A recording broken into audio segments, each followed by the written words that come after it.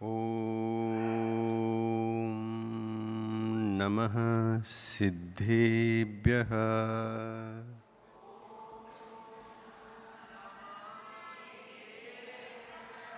ಓಂ ನಮಃ ಸಿದ್ಧೇಭ್ಯಃ.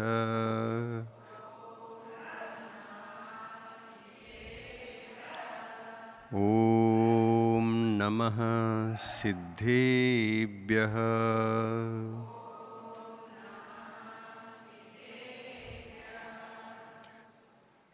ಯಾರ ಜ್ಞಾನಶಕ್ತಿ ಕೋಟಿ ಸೂರ್ಯರನ್ನು ಮೀರಿದೆ ಮತ್ತು ಯಾರ ದಿವ್ಯ ಧ್ವನಿಯು ಲೋಕಹಿತವ ಮಾಡಿದೆ, ಮೂರು ಲೋಕದಲ್ಲಿ ಯಾರ ಕೀರ್ತಿ ವ್ಯಾಪ್ತವಾಗಿದೆ, ಅಂಥ ದೇವರಲ್ಲಿ ನನ್ನ ತಲೆಯು ಬಾಗಿದೆ. ಅಂಥ ದೇವರಲ್ಲಿ ನನ್ನ ತಲೆಯು ಬಾಗಿದೆ. ಯಾರ ಜ್ಞಾನ ಪಾಪ ಕರ್ಮ ಗೆದ್ದು ಶುದ್ಧವಾಗಿದೆ, ಅಮಿತವಾದ ಶಕ್ತಿಯಿಂದ ಸಕಲ ತತ್ವ ತಿಳಿದಿದೆ, ಲೋಕದಲ್ಲಿ ವೀತರಾಗ ಪೂಜ್ಯ ಪದವಿ ಹೊಂದಿದೆ. ಅಂಥ ದೇವರಲ್ಲಿ ನನ್ನ ತಲೆಯು ಬಾಗಿದೆ. ಅಂಥ ದೇವರಲ್ಲಿ ನನ್ನ ತಲೆಯು ಬಾಗಿದೆ.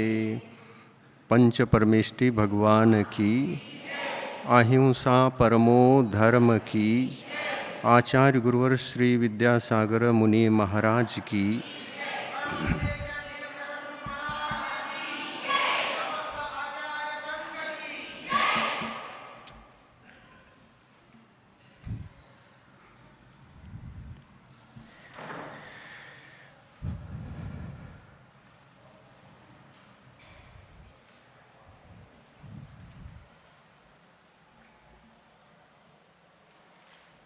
ಎಲ್ಲಿ ಹೋದಪ್ಪ ನೇಮು?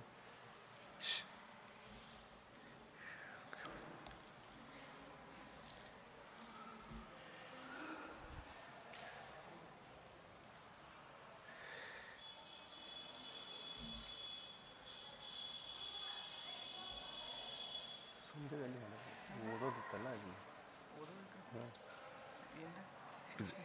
ತಿಳುವಳಿಕೆ ಎಲ್ಲಿ ಹೋದ ನೇಮು? सोमदेव मावल भैया माम है.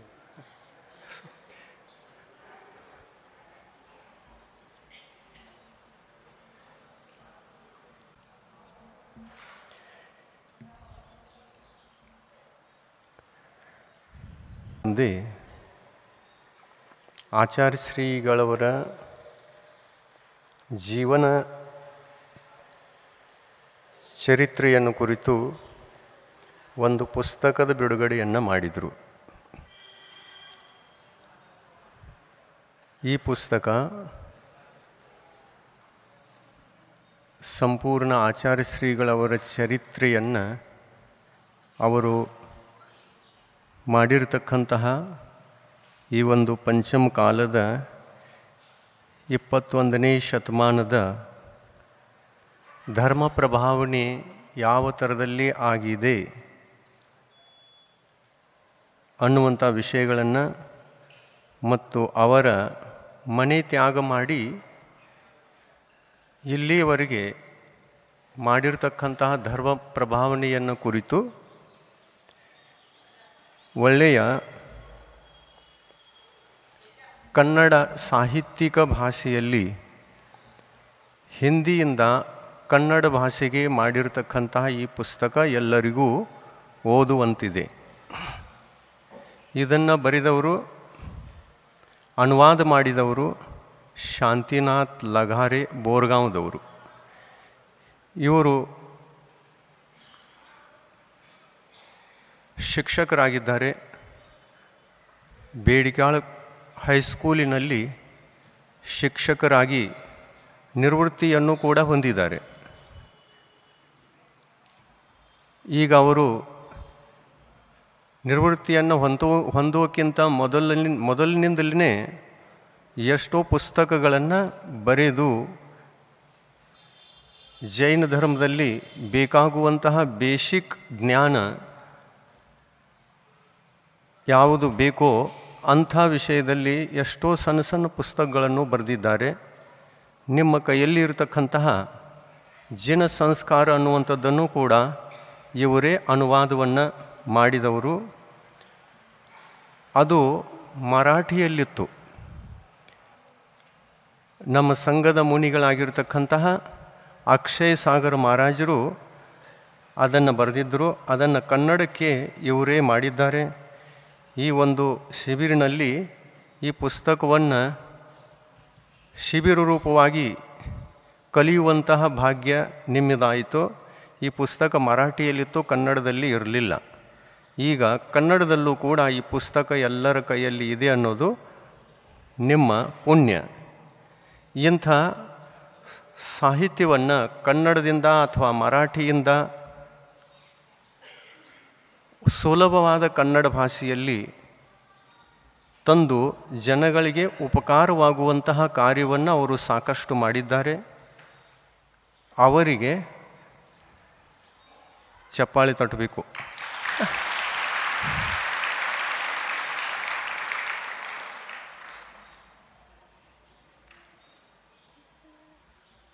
ಇಂಥ ಸಾಹಿತ್ಯವನ್ನು ಬರೆಯುವಂಥ ಶಿಕ್ಷಕರು ಬಹಳ ಕಡಿಮೆ ಸಂಖ್ಯೆಯಲ್ಲಿ ನಮ್ಮ ಸಮಾಜದಲ್ಲಿ ಇದ್ದಾರೆ. ಏಕೆಂದರೆ ಕನ್ನಡ ಭಾಷೆ ಸುಲಭ ಅಲ್ಲ. ಹಿಂದಿ ಸುಲಭ ಇದೆ, ಮರಾಠಿ ಸುಲಭ ಇದೆ. ಮರಾಠಿಯಲ್ಲಿ ಹಿಂದಿಯಲ್ಲಿ ಬರೆಯುವಂಥವರು ಸಾಕಷ್ಟು ಜನ ಸಿಗ್ತಾರೆ. ಆದರೆ ಹಿಂದಿಯಿಂದ ಅಥವಾ ಮರಾಠಿಯಿಂದ ಕನ್ನಡಕ್ಕೆ ಮಾಡುವವರ ಸಂಖ್ಯೆ ಅತ್ಯಂತ ವಿರಳ ಇದೆ ನಮ್ಮ ಸಮಾಜದಲ್ಲಿ. ಅದಕ್ಕೆ ಇಂಥ ಸಾಹಿತ್ಯ ಸೇವೆಯನ್ನು ಮಾಡಿ ಬಹಳಷ್ಟು ಉಪಕಾರ ಮಾಡಿದ್ದಾರೆ. ಬೇಡಿಕ್ಯಾಳದಲ್ಲಿ ಇನ್ನೊಬ್ಬ ಪ್ರೊಫೆಸರ್ ಇದ್ದಾರೆ, ಅವರ ಹೆಸರು ನ್ಯಾಮಗೌಡ ಅಂತ. ಅವರು ಆಚಾರ್ಯ ಶ್ರೀಗಳವರು ಬರೆದಿರತಕ್ಕಂತಹ ಪ್ರಸಿದ್ಧ ಕೃತಿ ಮೂಕಮಾಟಿ, ಇದು ಕೂಡ ಹಿಂದಿಯಲ್ಲಿತ್ತು. ಹಿಂದಿ ಕಾವ್ಯ, ಅತ್ಯಂತ ಗೂಢವಾದ ಕಾವ್ಯ, ಆಧ್ಯಾತ್ಮಿಕ ಕಾವ್ಯ ಮತ್ತು ಅತ್ಯಂತ ರಹಸ್ಯಪೂರ್ಣ, ಅತ್ಯಂತ ರಸಪೂರ್ಣವಾಗಿರುವುದರಿಂದ ಅದರ ಭಾವಗಳನ್ನು ತಿಳಿದುಕೊಳ್ಳುವುದು ಬಹಳ ಕಷ್ಟ. ಆದರೂ ಕೂಡ ಅದನ್ನು ಬಾರಿ ಬಾರಿಗೆ ಓದಿ ಚಿಂತನ ಅಧ್ಯಯನ ಮಾಡಿ ಈ ಇಬ್ಬರೂ ಶಿಕ್ಷಕರು, ಒಬ್ಬರು ಪ್ರೊಫೆಸರು, ಇವರು ಲಗಾರಿಯವರು, ಇಬ್ಬರೂ ಕೂಡಿ ಆ ಮೂಕಮಾಟಿಯನ್ನು ಕೂಡ ಕನ್ನಡ ಸಾಹಿತ್ಯನ ಜಗತ್ತಿಗೆ ಅನುವಾದ ಮಾಡಿಕೊಟ್ಟಿದ್ದಾರೆ. ಅದು ಕೂಡ ಒಂದು ಹರ್ಷದ ವಿಷಯ.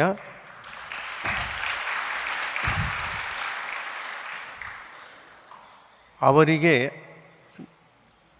ನಾನು ಬಹಳಷ್ಟು ಸಲ ಆಶೀರ್ವಾದ ಮಾಡಿದೆ. ಅವರು ಎಷ್ಟೋ ಸಲ ನಮ್ಮ ಹತ್ತಿರ ಬಂದು ಕೇಳ್ತಿದ್ರು, ಈ ಮೂಕಮಾಟಿ ಅನ್ನತಕ್ಕಂತಹ ಗ್ರಂಥ ತಿಳಿಯಲಿಕ್ಕೂ ಕಷ್ಟ ಇದೆ, ಇನ್ನು ಅದರಲ್ಲಿ ಅವಗಾಹನ ಮಾಡಬೇಕು ಅಂತಂದರೆ ಆ ಒಂದು ಮೂಕಮಾಡಿ ಕೃತಿಯ ವಿಷಯದಲ್ಲಿ ಯಾವುದಾದರೂ ಸುಲಭವಾಗಿರತಕ್ಕಂಥ ಹಿಂದಿ ಸಾಹಿತ್ಯ ಅನುವಾದ ಮಾಡಿರ್ತಕ್ಕಂಥದ್ದು ಯಾವುದಾದ್ರೂ ಇದೆಯೇನು ಅಂತ ಚರ್ಚೆ ಮಾಡ್ತಿದ್ರು. ಆವಾಗ ನಾವು ಅದರ ಮೇಲೆ ಎಷ್ಟೋ ಸಂಶೋಧನೆಯ ಕಾರ್ಯಗಳು, ಅದರ ಮೇಲೆ ಎಷ್ಟೋ ಜನ ರಿಸರ್ಚ್ ಮಾಡಿದ್ದಾರೆ. PhD ಅಂತಕ್ಕಂತಹ ಪದವಿಯನ್ನು ಕೂಡ ಪ್ರಾಪ್ತ ಮಾಡಿಕೊಂಡಿದ್ದಾರೆ. ಅಂಥ ಸಾಹಿತಿಗಳು ಎಷ್ಟೋ ಇದ್ದವು ಆ ಕಾಲದಲ್ಲಿ, ಆ ಸಮಯದಲ್ಲಿ. ಆವಾಗ ಇಂತಹ ಸಾಹಿತ್ಯಗಳನ್ನು ಪರಿಚಯ ಮಾಡಿಕೊಟ್ಟು ಅದನ್ನೆಲ್ಲ ಸಂಪರ್ಕಿಸಿ ಅದನ್ನು ತಂದುಕೊಳ್ಳಿ, ನಿಮಗೆ ಸುಲಭವಾಗ್ತದೆ ಕನ್ನಡದಲ್ಲಿ ಅನುವಾದ ಮಾಡಲಿಕ್ಕೆ ಅಂದಾಗ ಆ ಸಾಹಿತ್ಯಗಳನ್ನು ತರಿಸಿ ಅಧ್ಯಯನ ಮಾಡಿ ಇದರ ಅನುವಾದವನ್ನು ಮಾಡಲಿಕ್ಕೆ ಪ್ರಾರಂಭಿಸಿದರು. ಅತ್ಯಂತ ಸುಲಭ ಶಬ್ದಗಳಲ್ಲಿ ಅದರಲ್ಲಿರ್ತಕ್ಕಂಥ ಎಲ್ಲ ಭಾವಗಳನ್ನು ವ್ಯಕ್ತ ಮಾಡುವಂತಹ ಒಂದು ಪದ್ಧತಿಯಲ್ಲಿ ಅವರು ಅನುವಾದವನ್ನು ಮಾಡಿದ್ದಾರೆ. ಎಷ್ಟೋ ಆದರೂ ಕೂಡ ಹಿಂದಿಯ ಮೂಲ ಸಾಹಿತ್ಯ ಏನಿರ್ತದೆ, ಅವುಗಳ ಶಬ್ದ, ಅವುಗಳ ಭಾವ, ಅವುಗಳ ಒಂದು ಶೈಲಿ ಮತ್ತು ಶಬ್ದವನ್ನು ವ್ಯಕ್ತ ಮಾಡತಕ್ಕಂತಹ ಒಂದು ಪ್ರಾಸಾತ್ಮಕವಾಗಿರತಕ್ಕಂತಹ ಯಾವ ಪದ್ಧತಿ ಇದೆ, ಅದನ್ನು ಕನ್ನಡದಲ್ಲಿ ತರೋದು ಅಂತಂದರೆ ಬಹಳ ಕಷ್ಟವಾಗಿರುತ್ತೆ. ಆದರೂ ಕೂಡ ಸಾಕಷ್ಟು ಪ್ರಯತ್ನಪಟ್ಟು ಆ ಕಾವ್ಯವನ್ನು, ಮೂಕಮಾಟಿ ಮಹಾಕಾವ್ಯವನ್ನು ಕನ್ನಡದಲ್ಲೂ ಕೂಡ ಕಾವ್ಯದ ರೂಪದಲ್ಲಿನೇ, ಕಾವ್ಯದ ಆ ಒಂದು ಶಬ್ದಗಳಲ್ಲಿನೇ ವ್ಯಕ್ತ ಮಾಡತಕ್ಕಂಥ ಪ್ರಯತ್ನ ಅವರು ಮಾಡಿದ್ದಾರೆ. ಅದನ್ನು ಓದಿ ನಮಗೆ ಬಹಳ ಸಂತೋಷ ಆಯಿತು. ಆಮೇಲೆ ಆ ಕೃತಿಯನ್ನು ಆಚಾರ್ಯ ಶ್ರೀಗಳವರಿಗೆ ಅರ್ಪಣೆ ಮಾಡಲಿಕ್ಕೆ ಉತ್ತರ ಭಾರತದಲ್ಲಿ ಹೋಗಿ, ಅವರು ಎಲ್ಲೋ ಇದ್ದರು, ಬಹುಶಃ ಯಾವುದೋ ಕ್ಷೇತ್ರ ಮೇಲಿದ್ದರು, ಅಲ್ಲಿ ಹೋಗಿ ಅವರಿಗೆ ಸಮರ್ಪಣೆ ಮಾಡಿದಾಗ ಅವರು ಸಂತೋಷಪಟ್ಟು ಆಶೀರ್ವಾದ ಕೊಟ್ಟರು. ಇಂಥ ಪ್ರಯತ್ನವನ್ನು ಲಗಾರೆ ಸರ್ ಅವರು ಈ ಒಂದು ಭಾಗದಲ್ಲಿ, ಕರ್ನಾಟಕದ ಗಡಿ ಭಾಗದಲ್ಲಿ, ಕರ್ನಾಟಕ ಮಹಾರಾಷ್ಟ್ರ ಅನ್ನುವಂಥ ಗಡಿ ಭಾಗದಲ್ಲಿ ಎಷ್ಟೋ ಸಣ್ಣ ಸಣ್ಣ ಪುಸ್ತಕಗಳನ್ನು ಶ್ರಾವಕರಿಗೆ ಅಧ್ಯಯನ ಮಾಡಲಿಕ್ಕೆ, ಶಿಬಿರಕ್ಕೆ ಬೇಕಾಗುವಂಥ ಕೃತಿಗಳನ್ನು ಯಾವಾಗಲೂ ಬರೀತಿರ್ತಾರೆ. ಅವರಿಗೆ ಇನ್ನಷ್ಟು ನಮ್ಮ ಆಶೀರ್ವಾದ, ಇಂಥ ಸಾಹಿತ್ಯ ಸೇವೆಯನ್ನು ಕನ್ನಡ ಜನರಿಗೆ ಮಾಡಿಕೊಡಲಿ ಅನ್ನುವಂತಹ ಭಾವನೆಯನ್ನು ಹೇಳಿಕೊಡ್ತೀವಿ.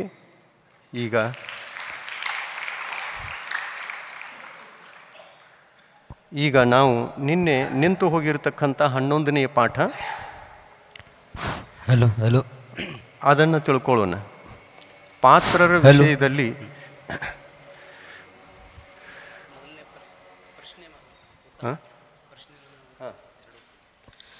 ಪ್ರಶ್ನೆ 1, ಪಾತ್ರರಲ್ಲಿ ಎಷ್ಟು ಭೇದಗಳಿವೆ?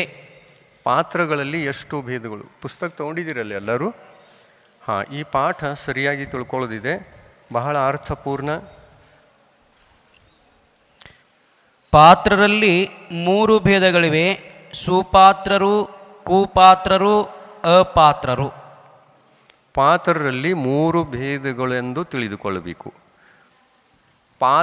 ಸಾಮಾನ್ಯವಾಗಿ ಪಾತ್ರರು ಅಂತಂದರೆ ಅದರೊಳಗೆ ಸುಪಾತ್ರರು ಬಂದರು, ಕುಪಾತ್ರರು ಬಂದರು, ಅಪಾತ್ರರು ಬಂದರು. ಆದರೆ ಸುಪಾತ್ರರು ಎಷ್ಟು ಜನ ಅಂತಂದರೆ ಅದರೊಳಗೆ ಮತ್ತೆ 3 ಭೇದಗಳನ್ನು ಮಾಡ್ತಾರೆ. ಎರಡನೇ ಪ್ರಶ್ನೆ ಇದ್ರಿ ಮರದ್ರ. ಸುಪಾತ್ರರಲ್ಲಿ ಎಷ್ಟು ಭೇದಗಳಿವೆ? ಸುಪಾತ್ರರಲ್ಲಿ 3 ಭೇದಗಳಿವೆ: ಉತ್ತಮ ಸುಪಾತ್ರರು, ಮಧ್ಯಮ ಸುಪಾತ್ರರು, ಜಗನ್ಯ ಸುಪಾತ್ರರು. ಮೂರನೇ ಪ್ರಶ್ನೆ, ಉತ್ತಮ ಸುಪಾತ್ರರ ಲಕ್ಷಣಗಳು ಯಾವುವು? ಮುನಿಗಳಿಗೆ ಉತ್ತಮ ಸುಪಾತ್ರರು ಎಂದು ಹೇಳುತ್ತಾರೆ. ಅವರ ಲಕ್ಷಣಗಳು ಹೀಗಿವೆ: ರತ್ನತ್ರಯದಿಂದ ಸಹಿತರಾಗಿರುತ್ತಾರೆ. ಸುಪಾತ್ರರ ಮುಖ್ಯವಾದ ಲಕ್ಷಣ ಏನು ಅಂತಂದರೆ ರತ್ನತ್ರಯ ಸಹಿತ ಆಗಿರುವುದೇ ಸುಪಾತ್ರರ ಮುಖ್ಯ ಲಕ್ಷಣ. ಇನ್ನು ಈ ಸುಪಾತ್ರರಲ್ಲಿ ಉತ್ತಮ ಸುಪಾತ್ರರ ಮುಖ್ಯ ಲಕ್ಷಣ ಅಂತಂದರೆ, ಉತ್ತಮ ಸುಪಾತ್ರರಲ್ಲಿ ಮುನಿಗಳು, ದಿಗಂಬರ ಮುನಿಗಳು. ಎಂಥ ಮುನಿಗಳು? 25 ಮಲದೋಷದಿಂದ ರಹಿತವಾಗಿರತಕ್ಕಂತಹ ಸಮ್ಯಕ್ ದರ್ಶನವನ್ನು ಪಾಲನೆ ಮಾಡುವವರು. ಅದರಂತೆ ಸಮ್ಯಕ್ ಜ್ಞಾನವನ್ನು ಶಾಸ್ತ್ರೋಕ್ತ ಪದ್ಧತಿಯಲ್ಲಿ ಜಿನೇಂದ್ರ ಭಗವಂತರ ವಾಣಿಯನ್ನು ಅರ್ಥ ಮಾಡಿಕೊಂಡು, ಭಗವಂತರ ವಾಣಿಯನ್ನು ಅರ್ಥ ಮಾಡಿಕೊಂಡು ಅದನ್ನು ಆತ್ಮಕಲ್ಯಾಣಕ್ಕಾಗಿ ಸ್ವೀಕಾರ ಮಾಡಿ ನಿರಂತರವೂ ಕರ್ಮ ನಿರ್ಜರೆಗಳನ್ನು ಮಾಡಿಕೊಂಡು, ಕರ್ಮಗಳ ಸಂವರವನ್ನು ಮಾಡಿಕೊಂಡು, ಅಂತರಂಗದಿಂದ ಭಾವವೃತಗಳನ್ನು ಮತ್ತು ಬಹಿರಂಗದಿಂದ ದ್ರವ್ಯ ಮಹಾವೃತಗಳನ್ನು ಪಾಲನೆ ಮಾಡತಕ್ಕಂತಹ ದಿಗಂಬರ ಮುನಿಗಳಿಗೆ ಉತ್ತಮ ಸುಪಾತ್ರರು ಅಂತಂತಾರೆ. ಇವರಿಗೆ ಇರುವಂತಹ ಗುಣಸ್ಥಾನ 6ನೆಯ ಮತ್ತು 7ನೆಯ ಗುಣಸ್ಥಾನವಾಗಿರಬೇಕು. ಇನ್ನು ಮುನಿಗಳಿಗೆ ರತ್ನತ್ರಯ ಇದೆ, ದ್ರವ್ಯ ವ್ರತಗಳೂ ಇವೆ, ಭಾವವ್ರತಗಳೂ ಇವೆ ಅಂತಂದರೆ ಅವರಿಗೆ ನಿಯಮದಿಂದ ಎಷ್ಟನೆಯ ಗುಣಸ್ಥಾನ ಆಗ್ತದೆ? 6ನೆಯ 7ನೆಯ ಗುಣಸ್ಥಾನ. 6ನೆಯ 7ನೆಯ ಗುಣಸ್ಥಾನ ಇದ್ದಾಗ ಅವರು ಉತ್ತಮ ಸುಪಾತ್ರರು. ಮತ್ತು ಇಂಥ ಒಂದು ರತ್ನತ್ರಯ ಅನ್ನತಕ್ಕಂತಹ ಆತ್ಮಿಕ ಸಂಪತ್ತಿ ಆ ಯಾವ ಮುನಿಗಳಲ್ಲಿ ಇರುವುದಿಲ್ಲವೋ ಇರದೇ ಇರುವುದೂ ಕೂಡ ಸಾಧ್ಯ.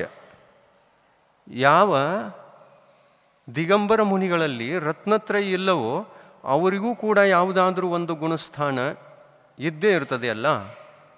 ಯಾವ ಗುಣಸ್ಥಾನ ಇರ್ಬೋದು ಹೇಳಿ? ರತ್ನತ್ರಯ ಇಲ್ಲ ಅಂತಂದರೆ ಯಾವ ಗುಣಸ್ಥಾನ? 5ನೇದು ಇರ್ಬೋದು, 6ನೇದು ಇರ್ಬೋದು, 5ನೇದು ಇರ್ಬೋದು, 4ನೇದು ಇರ್ಬೋದು, 3ನೇದು ಇರ್ಬೋದು, ಆಮೇಲೆ 2ನೇದು ಇರ್ಬೋದು, ಆಮೇಲೆ 1ನೇದು ಇರ್ಬೋದು. ಅದಂದರೆ ದಿಗಂಬರ ಮುನಿಗಳಿಗೆ 1ರಿಂದ ಹಿಡ್ಕೊಂಡು 14ರವರೆಗೆ ಎಲ್ಲ ಗುಣಸ್ಥಾನಗಳಿವೆ. ಆದರೆ ಶ್ರಾವಕರಿಗೆ ಹೆಚ್ಚಿಂದ ಹೆಚ್ಚು 5ರವರೆಗೆ ಗುಣಸ್ಥಾನ ಇರ್ತದೆ. ಪ್ರತಿಮಾಧಾರಿಗಳಾಗಿದ್ದಾರೆ, ಸಮ್ಯಕ್ ದೃಷ್ಟಿಗಳಾಗಿದ್ದಾರೆ ಅಂತಂದರೆ ಅಂತಹ ಸಮ್ಯಕ್ತು ಸಹಿತ ಪ್ರತಿಮಾಧಾರಿ ಅನುವೃತ್ತಿ ಶ್ರಾವಕರಿಗೆ 5ನೇ ಗುಣಸ್ಥಾನ. ಅಲ್ಲಿ ಏನೇನಿರಬೇಕು? ಅನುವೃತ್ತಿಗಳಿರಬೇಕು, ಅದು ಸಂಯಮ, ಅದು ಸಮ್ಯಕ್ ಚಾರಿತ್ರ, ದೇಶ ಚಾರಿತ್ರ. ಸಮ್ಯಕ್ ಜ್ಞಾನ ಮತ್ತು ಸಮ್ಯಕ್ ದರ್ಶನವೂ ಇರಬೇಕು. ಸಮ್ಯಕ್ ದರ್ಶನ, ಸಮ್ಯಕ್ ಜ್ಞಾನ ಮತ್ತು ದೇಶವ್ರತ ಇದು ಇದೆ ಅಂತಂದರೆ ಅವರಿಗೆ 5ನೇ ಗುಣಸ್ಥಾನ. ಇನ್ನು ಚಾರಿತ್ರ ಇದೆ ಆದರೆ ಸಮ್ಯಕ್ತ್ವ ಇಲ್ಲ ಅನ್ನುವಾಗ ಯಾವ ಗುಣಸ್ಥಾನ ಆಗ್ಬೋದು? ಯೋಚನೆ ಮಾಡಿ, ಅಂದಾಜ. ಸಮ್ಯಕ್ತ್ವ ಅಂತಂದರೆ ಎಷ್ಟನೇ ಗುಣಸ್ಥಾನದಿಂದ ಪ್ರಾರಂಭವಾಗ್ತದೆ? 4ನೇ ಗುಣಸ್ಥಾನದಿಂದ ಪ್ರಾರಂಭವಾಗ್ತದೆ ಅನ್ನೋದು ನಿಮಗೆ ಗೊತ್ತು. ಇನ್ನು ಸಮ್ಯಕ್ತ್ವ ಇಲ್ಲ ಅಂತನ್ನುವಾಗ, ಚಾರಿತ್ರ ಇದೆ ಅಂತನ್ನುವಾಗ ಯಾವ ಗುಣಸ್ಥಾನ ಆಗ್ಬೋದು? 1ನೇ, 2ನೇ ಅಥವಾ 3ನೇ ಗುಣಸ್ಥಾನ ಆಗಬಹುದು. ಇಂಥ ಸಮ್ಯಕ್ತ್ವರಹಿತ ಅವಸ್ಥೆಯಲ್ಲಿ 1ನೇಯ, 2ನೇಯ ಮತ್ತು 3ನೇಯ ಗುಣಸ್ಥಾನ ಆಗ್ತದೆ ಅಂದಮೇಲೆ ಮಧ್ಯಮ ಸುಪಾತ್ರರು ಅಂತ ಅನ್ನಿಸಿಕೊಳ್ಳಲಿಕ್ಕೆ ಸಾಧ್ಯವಿಲ್ಲ. ಚಾರಿತ್ರ ಇದೆ, ಅನುವೃತ ಇದೆ, ಆದರೆ ಸಮ್ಯಕ್ ದರ್ಶನ ಇಲ್ಲ ಅಂತಂದರೆ ಮಧ್ಯಮ ಸುಪಾತ್ರ ಆಗಲಿಕ್ಕೆ ಸಾಧ್ಯವಿಲ್ಲ. ಒಂದು ವಿಷಯವನ್ನು ಲಕ್ಷ್ಯದಲ್ಲಿಟ್ಟುಕೊಳ್ಳಿ. ಈಗ ಸುಪಾತ್ರ ಅಪಾತ್ರರ ಮತ್ತು ಕುಪಾತ್ರರ ಚರ್ಚೆಯನ್ನು ಮಾಡುವಾಗ 3 ವಿಷಯಗಳು ಮುಖ್ಯ. 1ನೇಯದು ಸಮ್ಯಕ್ ದರ್ಶನ, 2ನೇಯದು ದ್ರವ್ಯ ಚಾರಿತ್ರ, ಅದನ್ನು ಅನುವೃತ ಅಂತಲೂ ಹೇಳ್ಬೋದು, ಮಹಾವೃತ ಅಂತಲೂ ಹೇಳ್ಬೋದು. ದ್ರವ್ಯ ಅನುವೃತ, ದ್ರವ್ಯ ಮಹಾವೃತ. ಮತ್ತು 3ನೇಯದು ಭಾವ ಅನುವೃತ ಮತ್ತು ಭಾವ ಮಹಾವೃತ. ಮಹಾವೃತ ಮಹಾವೃತ ಅಂತನ್ನುವಾಗ ಮುನಿಗಳು, ಅನುವೃತ ಅಂತನ್ನುವಾಗ ಶ್ರಾವಕರು ಬರ್ತಾರೆ. ಇದನ್ನು, ಈ 3 ಮಾತುಗಳನ್ನು ಲಕ್ಷ್ಯದಲ್ಲಿಟ್ಟುಕೊಂಡು ಈ ಪಾಠವನ್ನು ತಿಳಿದುಕೊಳ್ಳಲಿಕ್ಕೆ ಪ್ರಯತ್ನ ಮಾಡ್ತೀವಿ ಅಂತಂದರೆ ಜಿನ ಭಗವಂತರು ಹೇಳಿರ್ತಕ್ಕಂತಹ ಸಮೀಚೀನವಾದ ಈ ಮೋಕ್ಷ ಮಾರ್ಗ, ಆತ್ಮಕಲ್ಯಾಣಕಾರಿಯಾಗಿರ್ತಕ್ಕಂತಹ ಮಾರ್ಗ ನಮಗೆ ತಿಳಿದು ಬರ್ತದೆ. ತಿಳಿದು ಬಂದಾಗ ನಾವು ಪಾತ್ರರಿಗೆ ಎಂಥ ಪಾತ್ರರಲ್ಲಿ ದಾನ ಮಾಡಿದಾಗ ಎಂಥ ಫಲ ಇದೆ ಅನ್ನುವ ವಿಷಯವೂ ಕೂಡ ತಿಳಿದು ಬರ್ತದೆ. ಈ ಪಾಠವನ್ನು ಸರಿಯಾಗಿ ತಿಳಿದುಕೊಳ್ಳೋಣ. ಒಳ್ಳೆಯ ಪಾಠ ಇದು. 2ನೇದು ಅಂತರಂಗದ 14 ಹಾಗೂ ಬಹಿರಂಗದ 10, ಹೀಗೆ ಒಟ್ಟು 24 ಪರಿಗ್ರಹಗಳಿಂದ ರಹಿತರಾಗಿರುತ್ತಾರೆ. ಇನ್ನು ಮುನಿಗಳು ಉತ್ತಮ ಸುಪಾತ್ರರ ಲಕ್ಷಣಗಳನ್ನು ತಿಳಿಸಲಿಕ್ಕೆ ಕೆಲವೊಂದು ಬಿಂದುಗಳನ್ನು ಕೆಳಗಡೆಗೆ ಕೊಟ್ಟಿರೋದು. 1ನೇಯ ಬಿಂದು ಏನಿತ್ತಂತಂದರೆ, ಮುನಿಗಳಿಗೆ ಉತ್ತಮ ಪಾತ್ರರೆಂದು ಹೇಳುತ್ತಾರೆ. ಮುನಿಗಳೇ ಉತ್ತಮ ಪಾತ್ರರು. ಶ್ರಾವಕರು ಉತ್ತಮ ಪಾತ್ರರಲ್ಲ, ಆರಿಕೆಯರು ಉತ್ತಮ ಪಾತ್ರರಲ್ಲ. ಐಲಕ, ಕ್ಷುಲ್ಲಕ ಅನ್ನತಕ್ಕಂತಹ 11 ಪ್ರತಿಮಾಧಾರಿಗಳಾಗಿರತಕ್ಕಂತಹ ಅವರು ಕೂಡ ಉತ್ತಮ ಶ್ರಾವಕರಿದ್ದಾರೆ. ಅವರು ಕೂಡ ಉತ್ತಮ ಪಾತ್ರರಲ್ಲಿ ಬರುವುದಿಲ್ಲ. ಉತ್ತಮ ಶ್ರಾವಕರು ಹೌದು, ಆದರೆ ಉತ್ತಮ ಪಾತ್ರರಲ್ಲ. ಉತ್ಕೃಷ್ಟ ಶ್ರಾವಕರು ಹೌದು, ಆದರೆ ಉತ್ತಮ ಪಾತ್ರರಲ್ಲ. ಉತ್ತಮ ಪಾತ್ರರಂದರೆ ದಿಗಂಬರ ಮುನಿಗಳು ಮಾತ್ರ. ಇನ್ನು 2ನೇಯ ಬಿಂದುವಿನಲ್ಲಿ ಹೇಳ್ತಾ ಇರೋದು ಏನಂತಂದರೆ, ಅಂತರಂಗದ 14 ಹಾಗೂ ಬಹಿರಂಗದ 10, ಹೀಗೆ ಒಟ್ಟು 24 ಪರಿಗ್ರಹಗಳಿಂದ ರಹಿತವಾಗಿರತಕ್ಕಂತಹ ದಿಗಂಬರ ಮುನಿಗಳು ಎಂಥ ಪಾತ್ರರು? ಉತ್ತಮ ಪಾತ್ರರು. ಇದು ಮೊದಲನೆಯ ಲಕ್ಷಣ. ಅಂತರಂಗದಿಂದ 14 ಪರಿಗ್ರಹ ಅಂದರೆ ಯಾವ್ಯಾವ ಕಷಾಯಗಳು ಇರಬಾರ್ದು ಗೊತ್ತಾ? ಅಂತರಂಗ ಪರಿಗ್ರಹ ಅಂತಂದರೆ ಮೊದಲನೇ ಅಂತರಂಗ ಪರಿಗ್ರಹ ಮಿಥ್ಯಾತ್ವ, 2ನೇಯದು ಕಷಾಯ. ಕಷಾಯಗಳಲ್ಲಿ 4 ಭೇದ. ಆ ಕಷಾಯಗಳಲ್ಲಿ 4 ಭೇದವಿರತಕ್ಕಂತಹ ಕಷಾಯಗಳಲ್ಲಿ ಅನಂತಾನುಬಂಧಿ ಕಷಾಯ ಏನಿದೆ, ಆ 4 ಪ್ರಕಾರದ ಅನಂತಾನುಬಂಧಿ ಕಷಾಯ ಅದು ಸಮ್ಯಕ್ತ್ವವನ್ನು ಘಾತ ಮಾಡತಕ್ಕಂತಹ ಕಷಾಯ.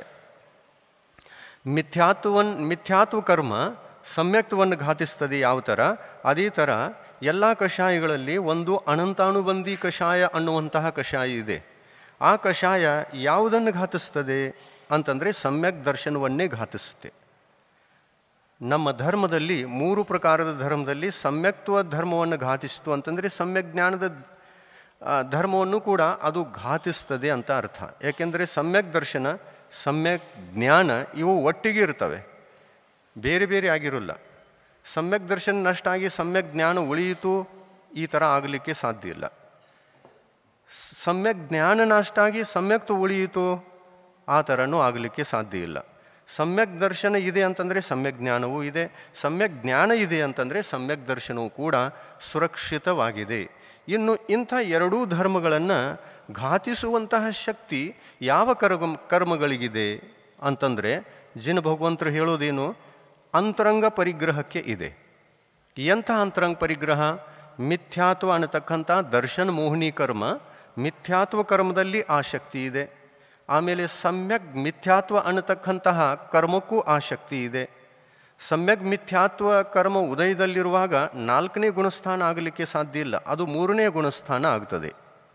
ಮತ್ತು ಮಿಥ್ಯಾತ್ವ ಪ್ರಕೃತಿಯ ಉದಯ ಇದ್ದಾಗ, ಮಿಥ್ಯಾತ್ವ ಕರ್ಮ ಉದಯ ಇದ್ದಾಗ 1ನೇ ಗುಣಸ್ಥಾನ ಆಗ್ತದೆ, ಅದು ಕೂಡ 4ನೇ ಗುಣಸ್ಥಾನಕ್ಕೆ ಬಾಧೆಯನ್ನು ಉಂಟು ಮಾಡತಕ್ಕಂತಹ ಕರ್ಮ. ಈ ಕರ್ಮಗಳ ಉದಯದಲ್ಲಿ ನಾವು ಸಮ್ಯಕ್ತ್ವ ಧರ್ಮವನ್ನು ಕಳ್ಕೊಂಡಿರ್ತೀವಿ. ಮೂಢ ನಂಬಿಕೆಯ, ಈಗ ಉದಾಹರಣೆಗೆ ಮೂಢನಂಬಿಕೆಯ ಭಾವಗಳು ನಮ್ಮಲ್ಲಿ ಇವೆ ಅಂತ ಇಟ್ಟುಕೊಳ್ಳಿ. ಆ ಮೂಢನಂಬಿಕೆಯ ಭಾವಗಳು ಯಾಕೆ ಇವೆ? ಯಾಕೆಂದರೆ ನಾವು ಜಿನ ಭಗವಂತರ ವಾಣಿಯನ್ನು ಅರ್ಥ ಮಾಡಿಕೊಂಡಿಲ್ಲ. ನಮ್ಮಲ್ಲಿ ಆ ಒಂದು ಕಾರಣದಿಂದ ಅಜ್ಞಾನತೆ ಉಳಿದುಕೊಂಡಿದೆ. ಆಮೇಲೆ ಯಾವುದು ಧರ್ಮ ಅಲ್ಲವೋ, ಯಾವುದು ನಿಜ ಅಲ್ಲವೋ, ಯಾವುದು ತಪ್ಪೋ ಆ ತಪ್ಪನ್ನೇ ನಿಜವಾದ ಮಾರ್ಗ, ನಿಜವಾದ ಜ್ಞಾನ, ನಿಜವಾದ ಆಚರಣೆಗೆ ಯೋಗ್ಯವಾಗಿರ್ತಕ್ಕಂಥ ವಿಷಯ ಅಂತ ತಿಳ್ಕೊಂಡು ನಾವು ಅದನ್ನು ಸ್ವೀಕಾರ ಮಾಡಿರ್ತೇವೆ. ಇಂಥ ಸಮಯದಲ್ಲಿ, ಇಂಥ ಒಂದು ಸಂದರ್ಭದಲ್ಲಿ, ಇಂಥ ಒಂದು ಸನ್ನಿವೇಶದಲ್ಲಿ ನಾವು ಜಿನವಾಣಿಗೆ ತಕ್ಕಂತೆ ಅರ್ಥವನ್ನು ಮಾಡಿಕೊಂಡಿಲ್ಲ ಮತ್ತು ಬೇರೆಯಾದ ಅರ್ಥ ಆಗಿದೆ ಅಂತಂದ ಮೇಲೆ ಅಲ್ಲಿ ಸಮ್ಯಕ್ ದರ್ಶನಕ್ಕೆ ಬಾಧೆ ಬರ್ತದೆ. ಈ ಕರ್ಮ, ದರ್ಶನ ಮೋಹಿನಿ ಕರ್ಮ ಆ ಸಮ್ಯಕ್ತ್ವವನ್ನು ಹಾಳು ಮಾಡ್ತದೆ.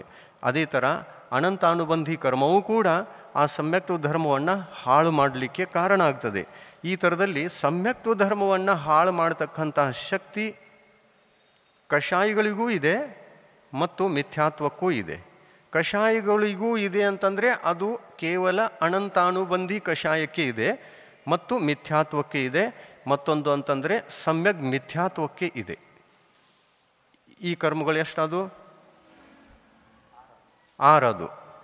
ಇನ್ನು ಸಂಪೂರ್ಣ ಸಮ್ಯಕ್ತ್ವವನ್ನು ಸಂಪೂರ್ಣ ಘಾತ ಮಾಡತಕ್ಕಂಥ ಶಕ್ತಿ ಮಿಥ್ಯಾತ್ವಕ್ಕೆ ಇದೆ ಮತ್ತು ಸಮ್ಯಕ್ ಮಿಥ್ಯಾತ್ವಕ್ಕೆ ಇದೆ. ಇನ್ನೊಂದು ದರ್ಶನ ಮೋಹಿನಿ ಕರ್ಮದ ಭೇದ ಸಮ್ಯಕ್ ಪ್ರಕೃತಿ. ಈ ಸಮ್ಯಕ್ ಪ್ರಕೃತಿ ಅನ್ನುವಂತಹ ಕರ್ಮಕ್ಕೂ ಕೂಡ ಸಮ್ಯಕ್ತ್ವದ ಘಾತವನ್ನು ಮಾಡತಕ್ಕಂಥ ಶಕ್ತಿ ಅದರಲ್ಲೂ ಕೂಡ ಏನೋ ಇದೆ, ಆದರೆ ಏಕದೇಶವಾಗಿ ಘಾತ ಮಾಡತಕ್ಕಂಥ ಶಕ್ತಿ ಇದೆ. ಅದು ಸಂಪೂರ್ಣವಾಗಿ ಘಾತವನ್ನು ಮಾಡೋಲ್ಲ. ಅದರಲ್ಲಿ ಅತಿಚಾರ ದೋಷಗಳು ಹತ್ತಬಹುದು, ಚಲ ಮಲ ಅಗಾಢ ದೋಷಗಳು ಉಂಟಾಗಬಹುದು ಅಂತ ಹೇಳ್ತಾರೆ. ಇದರಲ್ಲಿ ಅತಿಚಾರ ದೋಷಗಳು ಸಂಭವ. ಇಂಥ ಒಂದು ಸಮ್ಯಕ್ತ್ವ ಧರ್ಮ ಅಂತಕ್ಕಂಥದ್ದನ್ನು ನಾಶ ಮಾಡುವಂತಹ ಸಾಧನ, ನಾಶ ಮಾಡುವಂಥದ್ದಕ್ಕೆ ಕಾರಣ ಯಾವುದು ಅಂತಂದರೆ ಕರ್ಮ. ಯಾವ ಕರ್ಮದ ಉದಯ? ಮಿಥ್ಯಾತ್ವ ಕರ್ಮದ ಉದಯ ಮತ್ತು ಅನಂತಾನುಬಂಧಿ ಕಷಾಯ ಕರ್ಮಗಳ ಉದಯದಿಂದ ನಾವು ಸಮ್ಯಕ್ತ್ವ ಧರ್ಮವನ್ನು ಘಾತಿಸಿಕೊಳ್ತೇವೆ. ಇದೂ ಕೂಡ ಇದೇ ಒಂದು ಕಾರಣದಿಂದ ಇದು ಅಂತರಂಗ ಪರಿಗ್ರಹ. ಪರಿಗ್ರಹ ಅಂತಂದ್ರೆ ಏನು? ಪಾಪ. ಅಂತರಂಗ ಕರ್ಮಗಳೂ ಕೂಡ ನಮಗೆ ಪಾಪಕರ್ಮಗಳು. ಮಿಥ್ಯಾತ್ವ ಪಾಪಕರ್ಮ, ಅನಂತಾನುಬಂಧಿ ಪಾಪಕರ್ಮ.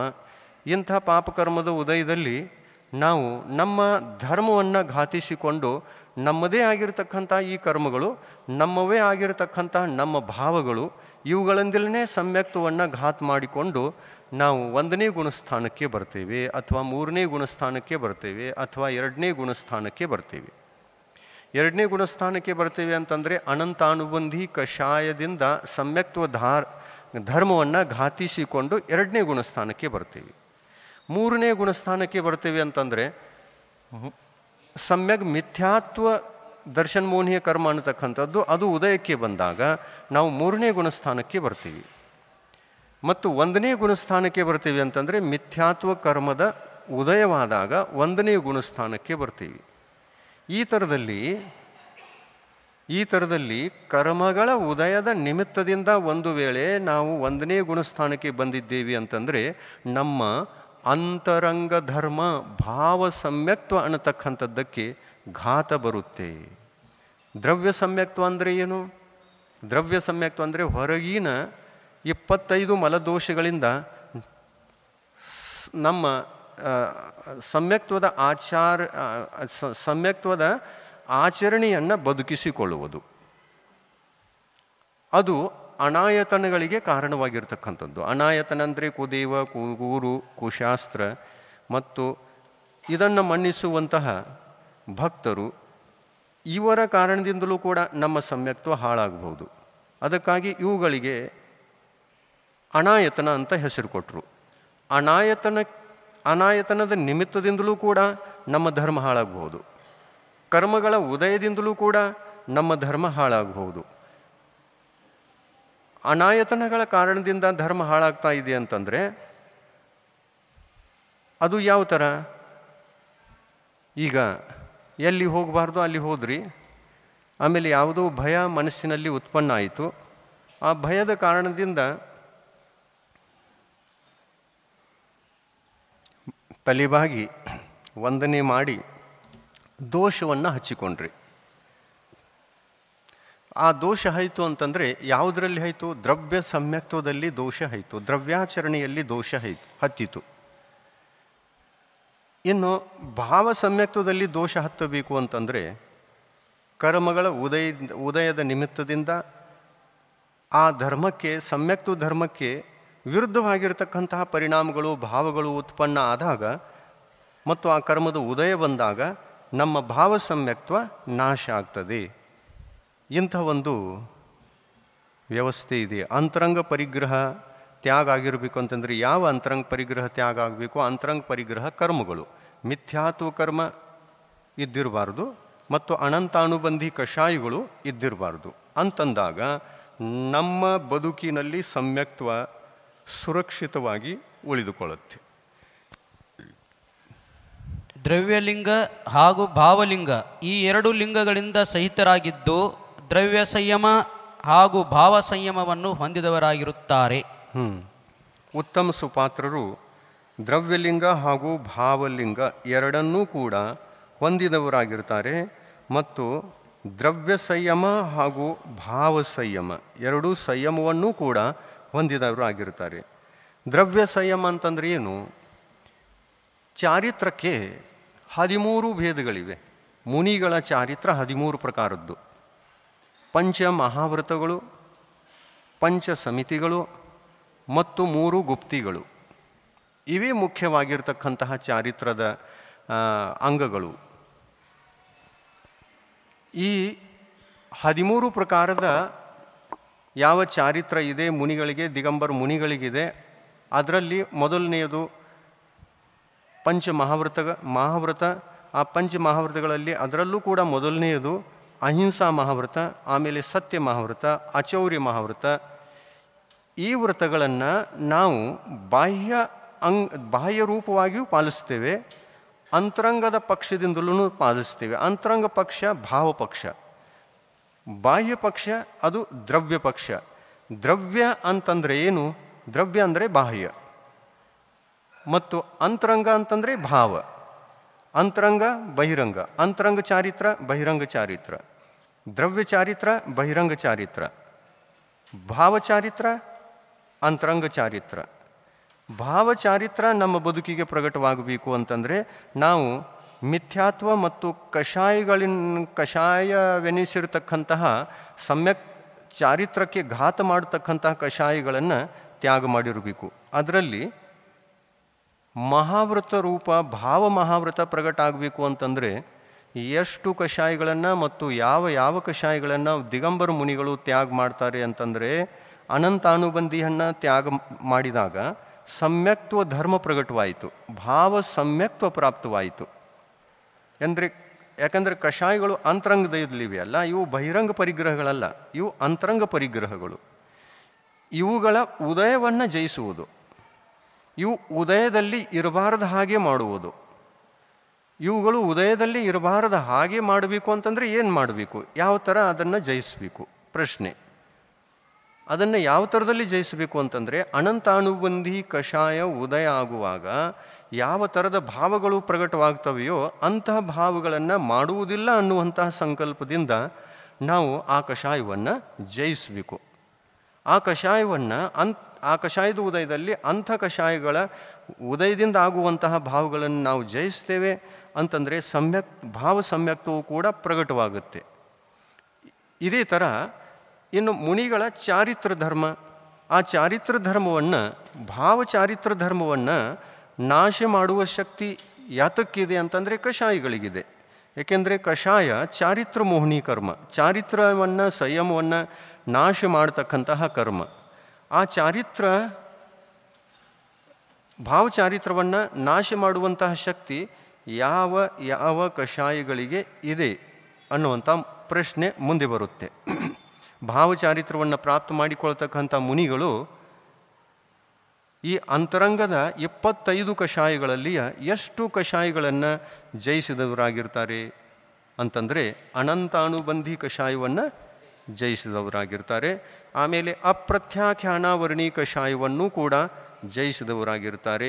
ಯಾಕೆಂದರೆ ಅಪ್ರತ್ಯಾಖ್ಯಾನಾವರ್ಣಿ ಕಷಾಯ ಈ ಮುನಿಗಳ ಭಾವ ಚಾರಿತ್ರದ ಸರ್ವಘಾತಿ ಪ್ರಕೃತಿ ಅಂತ ಅನ್ನಿಸ್ಕೊಂಡಿದೆ. ಅಂದರೆ ಸಂಪೂರ್ಣ ಘಾತವನ್ನು ಮಾಡುವಂತಹ ಶಕ್ತಿ ಅದರಲ್ಲಿದೆ. ಅದಕ್ಕಾಗಿ ಅದನ್ನು ಕೂಡ ಜಯಿಸಬೇಕು.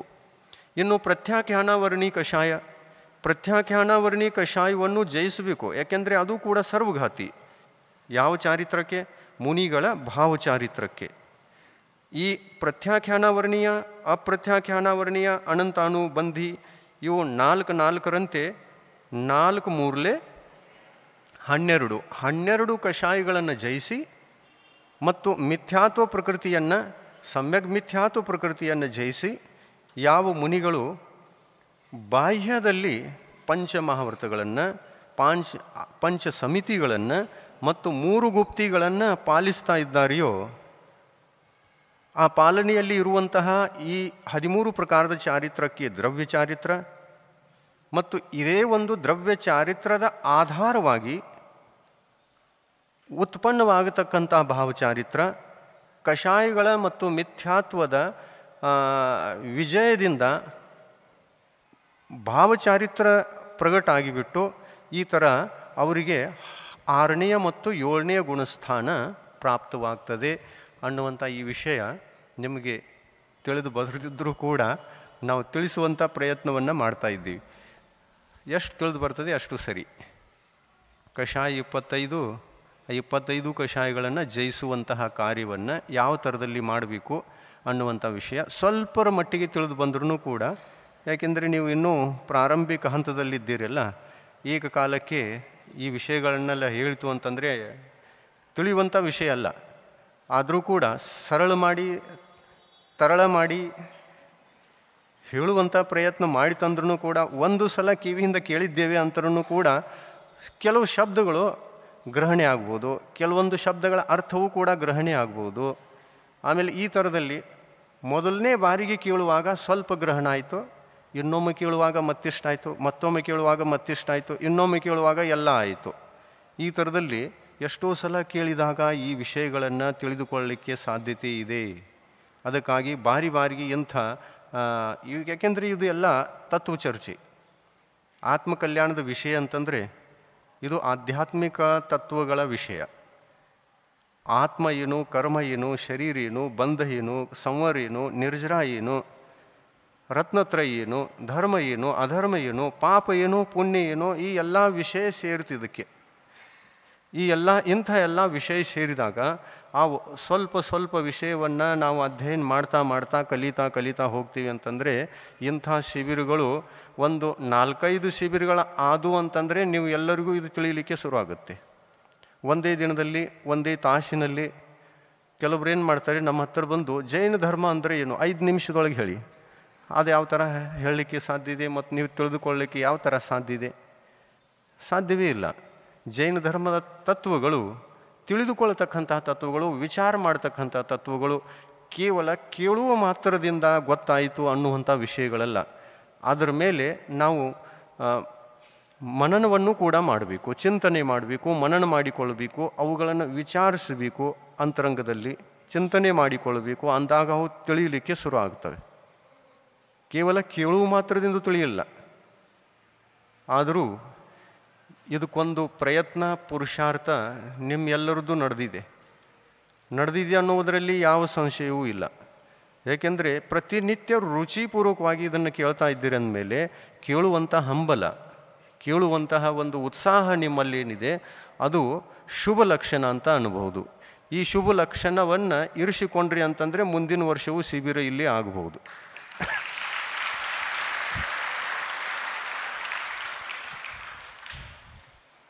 ಮುಂದಿನ ವರ್ಷ ಮಾಡೋದು ಬೇಡ ಶಿಬಿರ? ಈಗ ಸ್ವಲ್ಪ ತಿಳ್ಕೊಂಡಿದ್ದೀರಾ, ಇನ್ನಿಷ್ಟು ತಿಳಿಯಬೇಕು ಅಂತಂದರೆ ಇದರ ಮೇಲೇ ಇವೇ ವಿಷಯಗಳನ್ನು ಬಾರಿಗೆ ಚರ್ಚೆ ಮಾಡಿದಾಗ, ವಿಮರ್ಶೆ ಮಾಡಿದಾಗ, ಪ್ರಶ್ನೋತ್ತರ ಮಾಡಿದಾಗ, ಚಿಂತನ ಮನನ ಮಾಡಿಕೊಂಡಾಗ ನಾವು ಜೈನ ತತ್ವಗಳನ್ನು ತಿಳ್ಕೊಂಡು ಜೈನ ವಿದ್ವಾಂಸರಾಗಬಹುದು, ಶಾಸ್ತ್ರಿಗಳಾಗಬಹುದು. ಮನೆಗೂ ಕೂಡ ಒಬ್ಬೊಬ್ಬರು ಶಾಸ್ತ್ರಿಗಳು ಬೇಕು, ಒಬ್ಬರಲ್ಲ, ಎಲ್ಲರೂ ಇದ್ದರೆ ಭಾಳ ಒಳ್ಳೆಯದು. ಮನೆಗೂ ಎಲ್ಲರೂ ಜೈನ ಶಾಸ್ತ್ರಿಗಳಾಗಬೇಕು.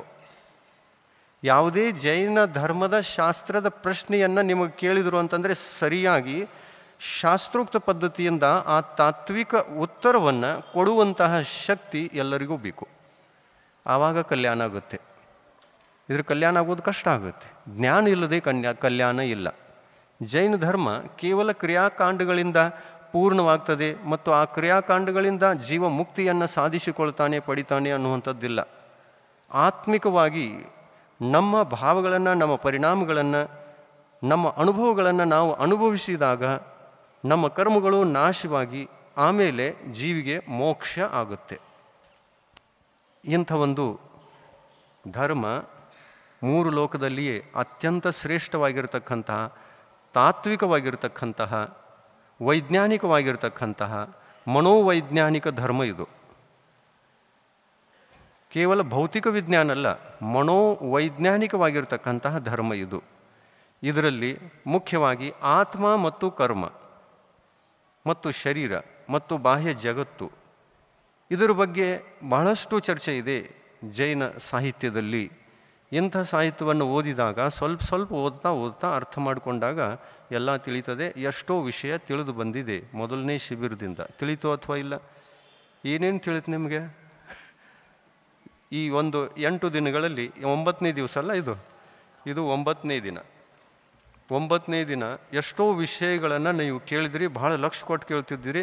ನಾವು ನೋಡ್ತಾ ಇದ್ದೇವೆ 1.5 ತಾಸು ಒಂದೇ ಆಸನದ ಮೇಲೆ ಕೂತ್ಕೊಂಡು ನಾವು ಹೇಳುವಂಥದ್ದೇನಲ್ಲ, ನಮ್ಮಲ್ಲಿ ಕಣ್ಣಿಟ್ಟು ನಮ್ಮನ್ನೇ ನೋಡ್ತಾ ನೀವು ಕೇಳ್ತಾ ಇದ್ದೀರಿ ಅಂದಮೇಲೆ ಎಷ್ಟು ಉತ್ಸಾಹದಿಂದ ಕೇಳುವಾಗ ಎಷ್ಟು ಪ್ರಯತ್ನ ಪಟ್ಕೊಂಡು ನೀವು ತಿಳಿದುಕೊಳ್ತಕ್ಕಂಥ ಪ್ರಯಾಸ ಮಾಡ್ತಾ ಇದ್ದೀರಿ ಅನ್ನೋದನ್ನು ನೋಡಿ ನಮಗೆ ಹರ್ಷವಾಗ್ತಾ ಇದೆ. ಇಷ್ಟು ಏಕಾಗ್ರ ಮನಸ್ಸು, ಇಷ್ಟು ಏಕಾಗ್ರತೆಯಿಂದ ಮನಸ್ಸಿಟ್ಟು ಕಲಿಯುವುದು ಅಂತಂದರೆ ನೀವು ನಿಜವಾಗಲೂ ಅಭವ್ಯ ಅಲ್ಲ, ಭವ್ಯ ಜೀವಿಗಳೇ ಆಗಿರಬೇಕು ಅನ್ನುವಂತಹ ನಿರ್ಣಯಕ್ಕೆ ನಾವು ಬರಬಹುದು. ಎಲ್ಲರೂ ಭವ್ಯ ಆಗಿದ್ದೀರಾ. ನಾವು ನಿರ್ಣಯ ಮಾಡ್ಕೊಂಡಿದ್ದೀವಿ, ಇಲ್ಲಿ ಇರೋರು ಎಲ್ಲರೂ, ಒಬ್ಬರು ಯಾರೂ ಅಭವ್ಯ ಇಲ್ಲ, ಎಲ್ಲರೂ ಭವ್ಯ ಇದ್ದಾರೆ. ಭವ್ಯ ಇದ್ದಾಗಲೇ ಆತ್ಮಕಲ್ಯಾಣದ ತತ್ವಗಳ ರುಚಿ ನಿಮಗೆ ಪ್ರಾಪ್ತವಾಗಿದೆ. ಆ ರುಚಿ, ಆ ಹಸಿವು, ಆ ಬಾಯಾರಿಕೆಯನ್ನು ಇಂಗಿಸಿಕೊಳ್ಳುವ ಸಲುವಾಗಿ ಇಷ್ಟೊಂದು ಪ್ರಯತ್ನ ನಡೆದಿದೆ. ಈ ಪ್ರಯತ್ನ ಒಂದು ಶಿಬಿರದಲ್ಲಿ ಅಲ್ಲ, ಆತ್ಮಕಲ್ಯಾಣವಾಗಬೇಕು. ಜೈನ ಧರ್ಮ ಜೀವಿತವಾಗಿ ನಮ್ಮ ಬದುಕಿಗೆ ಬಂದು ನಮ್ಮ ಬದುಕನ್ನು ಹಸಿರಾಗಿ ಮಾಡಬೇಕು ಅಂತಂದರೆ ನಾವು ಬಹಳ ಪ್ರಯತ್ನ ಮಾಡಬೇಕು. ಇನ್ನು 1 ಶಿಬಿರಲ್ಲ, 2 ಶಿಬಿರಲ್ಲ, ಪ್ರತಿ ವರ್ಷವೂ ಈ ಒಂದು ಮಕ್ಕಳಿಗೆ ಇರುವಂತಹ ಸುಟಿಯ ಕಾಲದಲ್ಲಿ, ರಜೆಯ ಕಾಲದಲ್ಲಿ ಈ ಶಿಬಿರವನ್ನು ಮಾಡುವಂತಹ ಅಪೇಕ್ಷೆಯನ್ನು ಸತತವಾಗಿ ಇಟ್ಟುಕೊಳ್ಳಿ. ನಾವು ಬರಲಿ ಅಥವಾ ಬರದೇ ಇರಲಿ, ನಾವು ಸಿಗಲಿ ಅಥವಾ ಸಿಗದೇ ಇರಲಿ, ಆದರೆ ಪ್ರತಿ ವರ್ಷ ಇಲ್ಲಿ ಶಿಬಿರ ನಡೀಬೇಕು.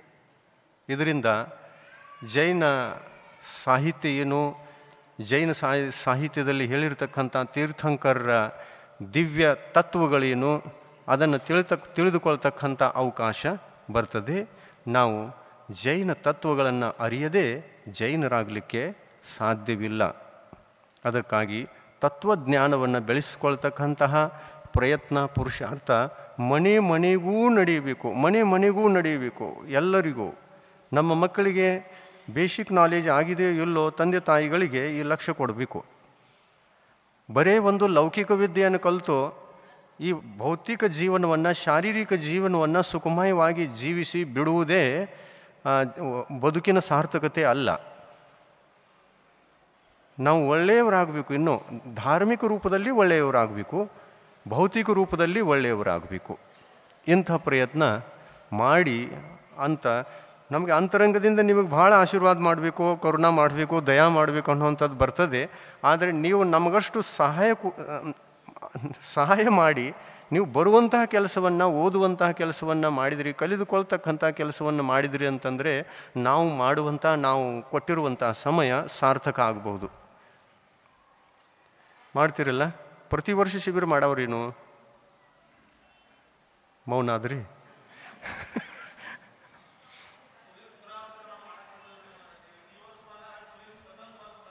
ಅದನ್ನೇ ಕೇಳ್ತಾ ಇದ್ದೀವಲ್ಲ.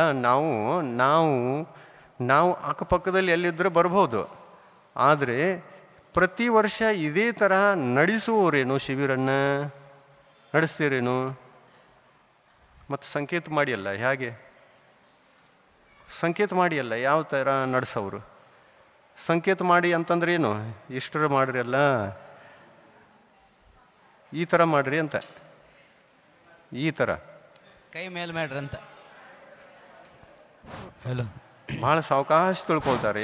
ಇನ್ನೂ ಅರ್ಥ ಆಗಲಿಲ್ಲ. ಬಹಳ ಸಾವಕಾಶವಾಗಿ ಅರ್ಥ ಆಗ್ತದೆ. ಏನು ಹೇಳಿದ್ರು ಅಂತ ಗೊತ್ತಾಗ್ತಾ ಇಲ್ಲ. ಜೋರಾಗಿ ಕೈ ಎತ್ತಿಯಲ್ಲ ಬೇಕು ಅಂತಂದ್ರೆ ಪ್ರತಿ ವರ್ಷ ಶಿಬಿರ ಬೇಕೇನೋ? ಬೇಕು ಅನ್ನುವಂಥವ್ರ ಕೈ ಹತ್ರ ಎಲ್ಲ ಉತ್ಸಾಹವನ್ನು ವ್ಯಕ್ತ ಮಾಡಿಕೊಳ್ಳಿ ಎಲ್ಲ. ಬೇಕಲ್ಲ. ಇಂಥ ತೀರ್ಥಂಕರ ಭಗವಂತರು ಹೇಳಿರ್ತಕ್ಕಂಥ ಈ ವಿಷಯಗಳು, ಆತ್ಮಿಕ ವಿಷಯಗಳು, ಆತ್ಮ ಕಲ್ಯಾಣದ ವಿಷಯಗಳು, ನಮ್ಮ ಜನ್ಮ ಮರಣಗಳನ್ನೇ ನಾಶಪಡಿಸಿ ನಮ್ಮ ಆತ್ಮನನ್ನು ಸಿದ್ಧ ಪರಮಿಷ್ಠಿಯನ್ನಾಗಿ ಮಾಡ್ತಕ್ಕಂತಹ ಈ ತತ್ವಗಳು ಎಷ್ಟು ಒಳ್ಳೆಯವೆ. ಈ ಒಂದು ಮನುಷ್ಯ ಪರ್ಯಾಯದಲ್ಲಿ ಇದನ್ನು ತಿಳಿದುಕೊಳ್ತೀವಿ ಅಂತಂದರೆ, ಈ ಪರ್ಯಾಯದಲ್ಲಿ ನಾವು ಚಾರಿತ್ರವಂತರಾಗದಿದ್ದರೂ ಕೂಡ ತಿಳಿದುಕೊಂಡಿರ್ತಕ್ಕಂಥ ಈ ಜ್ಞಾನ ನಮಗೆ ಸಮ್ಯಕ್ತವನ್ನಾದರೂ ಪ್ರಾಪ್ತ ಮಾಡಿಸುತ್ತೆ. ನಾವು ಸಮ್ಯಕ್ ದೃಷ್ಟಿಗಳಾಗಿ ಮರಣ ಹೊಂದಿದರೂ ಸಾಕು. ಸಮ್ಯಕ್ತ್ವ ಸಹಿತ ಮರಣವನ್ನು ಮಾಡಿಕೊಳ್ತಕ್ಕಂತಹ ಜೀವ ಅದು ಮಿಥ್ಯಾದೃಷ್ಟಿ ಅಲ್ಲ, ಸಮ್ಯಕ್ ದೃಷ್ಟಿ. ಸಮ್ಯಕ್ತ್ವ ಸಹಿತ ಮರಣ ಆಯಿತು ಅಂದ್ರೂ ಕೂಡ ನಮಗೆ ಟಿಕೆಟ್ ಸಿಕ್ಕೋಯ್ತು. ಎಂಥ ಟಿಕೆಟು? ಮೋಕ್ಷಕ್ಕೆ ಹೋಗುವಂಥ ಟಿಕೆಟ್ ಸಿಕ್ತು. ಮತ್ತು ಸಮ್ಯಕ್ತ್ವ ಆಗಲಿಲ್ಲ ಅಂತಂದರೆ ಮೋಕ್ಷಕ್ಕೆ ಹೋಗುವಂಥ ಟಿಕೆಟ್ ಇಲ್ಲ, ಏನಿಲ್ಲ. ಸಂಸಾರ ಕಾಲ ಎಷ್ಟಿದೆ ಅಂತಂದರೆ, ಹಿಂದೆ ಅನಂತ ಕಾಲಿತ್ತು, ಈಗಲೂ ಸಮ್ಯಕ್ತ್ವ ಉತ್ಪನ್ನ ಆಗಿಲ್ಲ ಅಂತಂದರೆ ಭವಿಷ್ಯದಲ್ಲಿ ಅನಂತ ಕಾಲದ ಸಂಸಾರ ನಮಗೆ ಇದೆ. ಆಮೇಲೆ ನಮ್ಮ ಭವಿಷ್ಯದ ಸಂಸಾರ ಕಾಲ ಅನಂತ ಬೇಕೋ ಅಥವಾ ಅನಂತ ಬೇಕೋ? ಅನಂತ ಬೇಡ.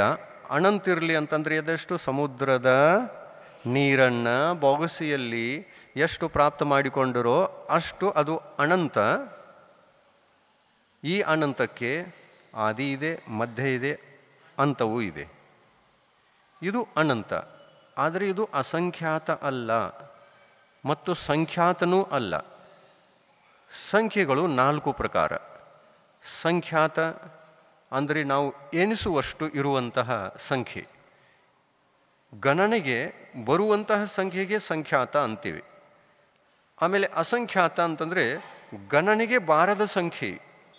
ಎಲ್ಲಿ ಎಣಿಸ್ತಾ ನಾವು ನಿಂತು ಹೋಗ್ತೀವಿ ಅಲ್ಲ, ಅಲ್ಲಿಂದ ಮುಂದೆ ಎಣಿಸಲಿಕ್ಕೆ ಸಾಧ್ಯ ಇಲ್ಲ. ಅಲ್ಲಿಂದ ಅಸಂಖ್ಯಾತ ಪ್ರಾರಂಭವಾಯಿತು. ಅಸಂಖ್ಯಾತ. ಸಂಖ್ಯಾತಕ್ಕಿಂತ ದೊಡ್ಡದು ಅಸಂಖ್ಯಾತ, ಅಸಂಖ್ಯಾತಕ್ಕಿಂತ ದೊಡ್ಡದು ಅನಂತ, ಅನಂತಕ್ಕಿಂತ ದೊಡ್ಡದು ಅನಂತಾನಂತ. ಈ ಅನಂತಾನಂತಕ್ಕೆ ಆದಿಯೂ ಇಲ್ಲ, ಮಧ್ಯನೂ ಇಲ್ಲ ಮತ್ತು ಅಂತ್ಯವೂ ಇಲ್ಲ. ಇದು ಎಲ್ಲಕ್ಕಿಂತ ದೊಡ್ಡ ಸಂಖ್ಯೆ. ಈ ಥರದಲ್ಲಿ ನಮ್ಮ ಸಂಸಾರ ಕಾಲ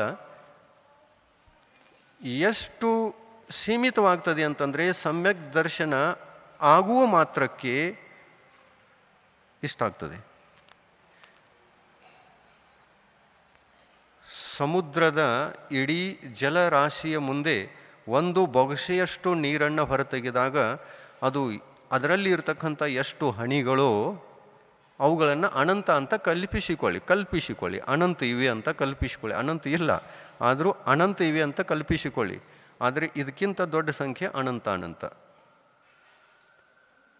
ಭಯಂಕರವಾಗಿ ದೊಡ್ಡದಾಗಿರ್ತಕ್ಕಂತಹ ಸಮುದ್ರದ ಆ ನೀರನ್ನು ಅನಂತ ಅಂತ ಉದಾಹರಣೆಗೆ ತಿಳಿದುಕೊಂಡ್ರೆ, ಉದಾಹರಣೆಗೆ ನಾವು ಅನಂತದ ಉದಾಹರಣೆಯನ್ನು ಒಂದು ಬೊಗಸೆಯಷ್ಟು ನೀರು ಅಂತ ತಿಳ್ಕೊಳ್ಬೋದು. ಈ ಅನಂತದ ಸಂಖ್ಯೆಗೆ ಇನ್ನೊಂದು ಹೆಸರೇನಿದೆ ಅಂತಂದರೆ, ಅರ್ಧ ಪುದ್ಗಲ ಪರಾವರ್ತನ ಕಾಲ ಉಳಿಯಿತು. ಸಮ್ಯಕ್ ದೃಷ್ಟಿ ಜೀವಿಗೆ ಅರ್ಧ ಪುದ್ಗಲ ಪರಾವರ್ತನ ಕಾಲ ಉಳಿಯಿತು. ಯಾವುದನ್ನು ಜಪಿಸುವುದರಿಂದ? ಮೂಢನಂಬಿಕೆಗಳನ್ನು ಬಿಡುವುದರಿಂದ, ಮಿಥ್ಯಾಕ್ರಿಯೆಗಳನ್ನೆಲ್ಲ ತ್ಯಾಗ ಮಾಡುವುದರಿಂದ ನಮ್ಮ ಹಿತ ಆಯಿತು. ಸಮ್ಯಕ್ತ್ವ ಬದುಕಿಗೆ ಬಂತು, ನಮಗೆ ಹಿತವನ್ನು ಮಾಡಿತು. ನಮ್ಮ ಅನಂತ ಸಂಸಾರವನ್ನೆಲ್ಲ ನಿಲ್ಲಿಸಿ ಅರ್ಧ ಪುದ್ಗಲ ಪರಾವರ್ತನ ಕಾಲವನ್ನು ಮಾಡಿಟ್ಟು ಅದರ ಮಧ್ಯದಲ್ಲಿಯೇ ನೀನು ಖಂಡಿತ ಮೋಕ್ಷವನ್ನು ಪಡೀತಿ ಅನ್ನತಕ್ಕಂತಹ ನಿಯಮವನ್ನು ಮಾಡಿಸಿಕೊಟ್ಟಿತು. ಇದನ್ನೇ ಸಮ್ಯಕ್ತ್ವ ಅಂತಾರೆ. ಇಂಥ ಒಂದು ಸಮ್ಯಕ್ತ್ವವು ಕೂಡ ನಮ್ಮ ಬದುಕಿಗೆ ಬೇಕು, ಶ್ರಾವಕರಿಗೂ ಬೇಕು, ಮುನಿಗಳಿಗೂ ಬೇಕು. ಮತ್ತು ಇದೇ ಸಮ್ಯಕ್ತ್ವ ಇಲ್ಲ ಅಂತಂದರೆ ನಾವು ಕುಪಾತ್ರರಾಗ್ತೇವೆ. ಕುಪಾತ್ರರಲ್ಲಿ ಚಾರಿತ್ರ ಇರ್ತದೆ. 13 ಪ್ರಕಾರದ ಚಾರಿತ್ರವನ್ನು ಬಾಹ್ಯವಾಗಿ ಪಾಲನೆ ಮಾಡುವ ಕಾರ್ಯ ಆ ದ್ರವ್ಯ ಚಾರಿತ್ರ, ಆ ಬಾಹ್ಯ ಚಾರಿತ್ರ ಏನೋ ಇರಬಹುದು. ಆದರೆ ಅದರೊಟ್ಟಿಗೆ ಸಮ್ಯಕ್ತ್ವ ಇರಲಿಲ್ಲ, ಬಾಹ್ಯವಾಗಿ ಚಾರಿತ್ರ ಇದೆ ಮತ್ತು ಈ ದಿಗಂಬರ ವೇಷ ಇದೆ. ಇಲ್ಲಿ ಪುಸ್ತಕದಲ್ಲಿ 2ನೇ ಬಿಂದುವನ್ನು ನೋಡ್ತಾ ಇದ್ದೀರ. ಮೊದಲನೇ ಬಿಂದುವಲ್ಲಿ ಏನು ಹೇಳಿದ್ರು? ಅಂತರಂಗ 14 ಹಾಗೂ ಬಹಿರಂಗ 10 ಪರಿಗ್ರಹ, ಹೀಗೆ ಒಟ್ಟು 24 ಪರಿಗ್ರಹಗಳಿಂದ ರಹಿತರಾಗುತ್ತಾರೆ. ಇದೇನು ಮೊದಲನೇ ಬಿಂದು ಇದೆಯಲ್ಲ, ಈ ಮೊದಲನೇ ಬಿಂದುವಿನಲ್ಲಿ ಇರುವಂತಹ ಅಂತರಂಗ 24 ಪರಿಗ್ರಹಗಳನ್ನು ಮುನಿಗಳು ತ್ಯಾಗ ಮಾಡಿದ್ದಾರೆ ಅಂತಂದರೆ ಅವರಿಗೆ ಸಮ್ಯಕ್ತ್ವ ನಿಯಮದಿಂದ ಇದ್ದೇ ಇರ್ತದೆ ಮತ್ತು ಭಾವ ಸಂಯಮವೂ ಕೂಡ ನಿಯಮದಿಂದ ಇದ್ದೇ ಇರ್ತದೆ. ಭಾವ ಸಮ್ಯಕ್ತ್ವ, ಭಾವ ಸಂಯಮ ಎರಡೂ ನಿಯಮದಿಂದ ಇರ್ತವೆ. ಎಷ್ಟು ಪರಿಗ್ರಹಗಳನ್ನು ತ್ಯಾಗ ಮಾಡಿದಾಗ? 24. ಆ 24ರಲ್ಲಿ ಮೊದಲನೆಯದು ಮಿಥ್ಯಾತ್ವ, ಆಮೇಲೆ ಕಷಾಯಗಳು.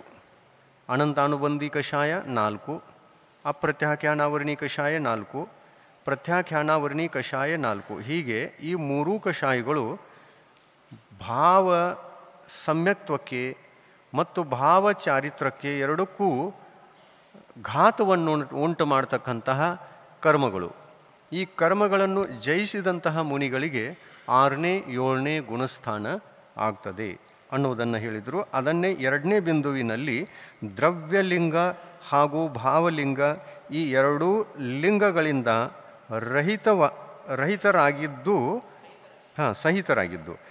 ಸಹಿತರಾಗಿದ್ದು ದ್ರವ್ಯ ಸಂಯಮ ಹಾಗೂ ಭಾವ ಸಂಯಮವನ್ನು ಹೊಂದಿದವರಾಗಿರುತ್ತಾರೆ. ಮುನಿಗಳು ದ್ರವ್ಯ ಸಂಯಮವನ್ನು ಹೊಂದಿರ್ತಾರೆ, ಭಾವ ಸಂಯಮವನ್ನು ಹೊಂದಿರುತ್ತಾರೆ.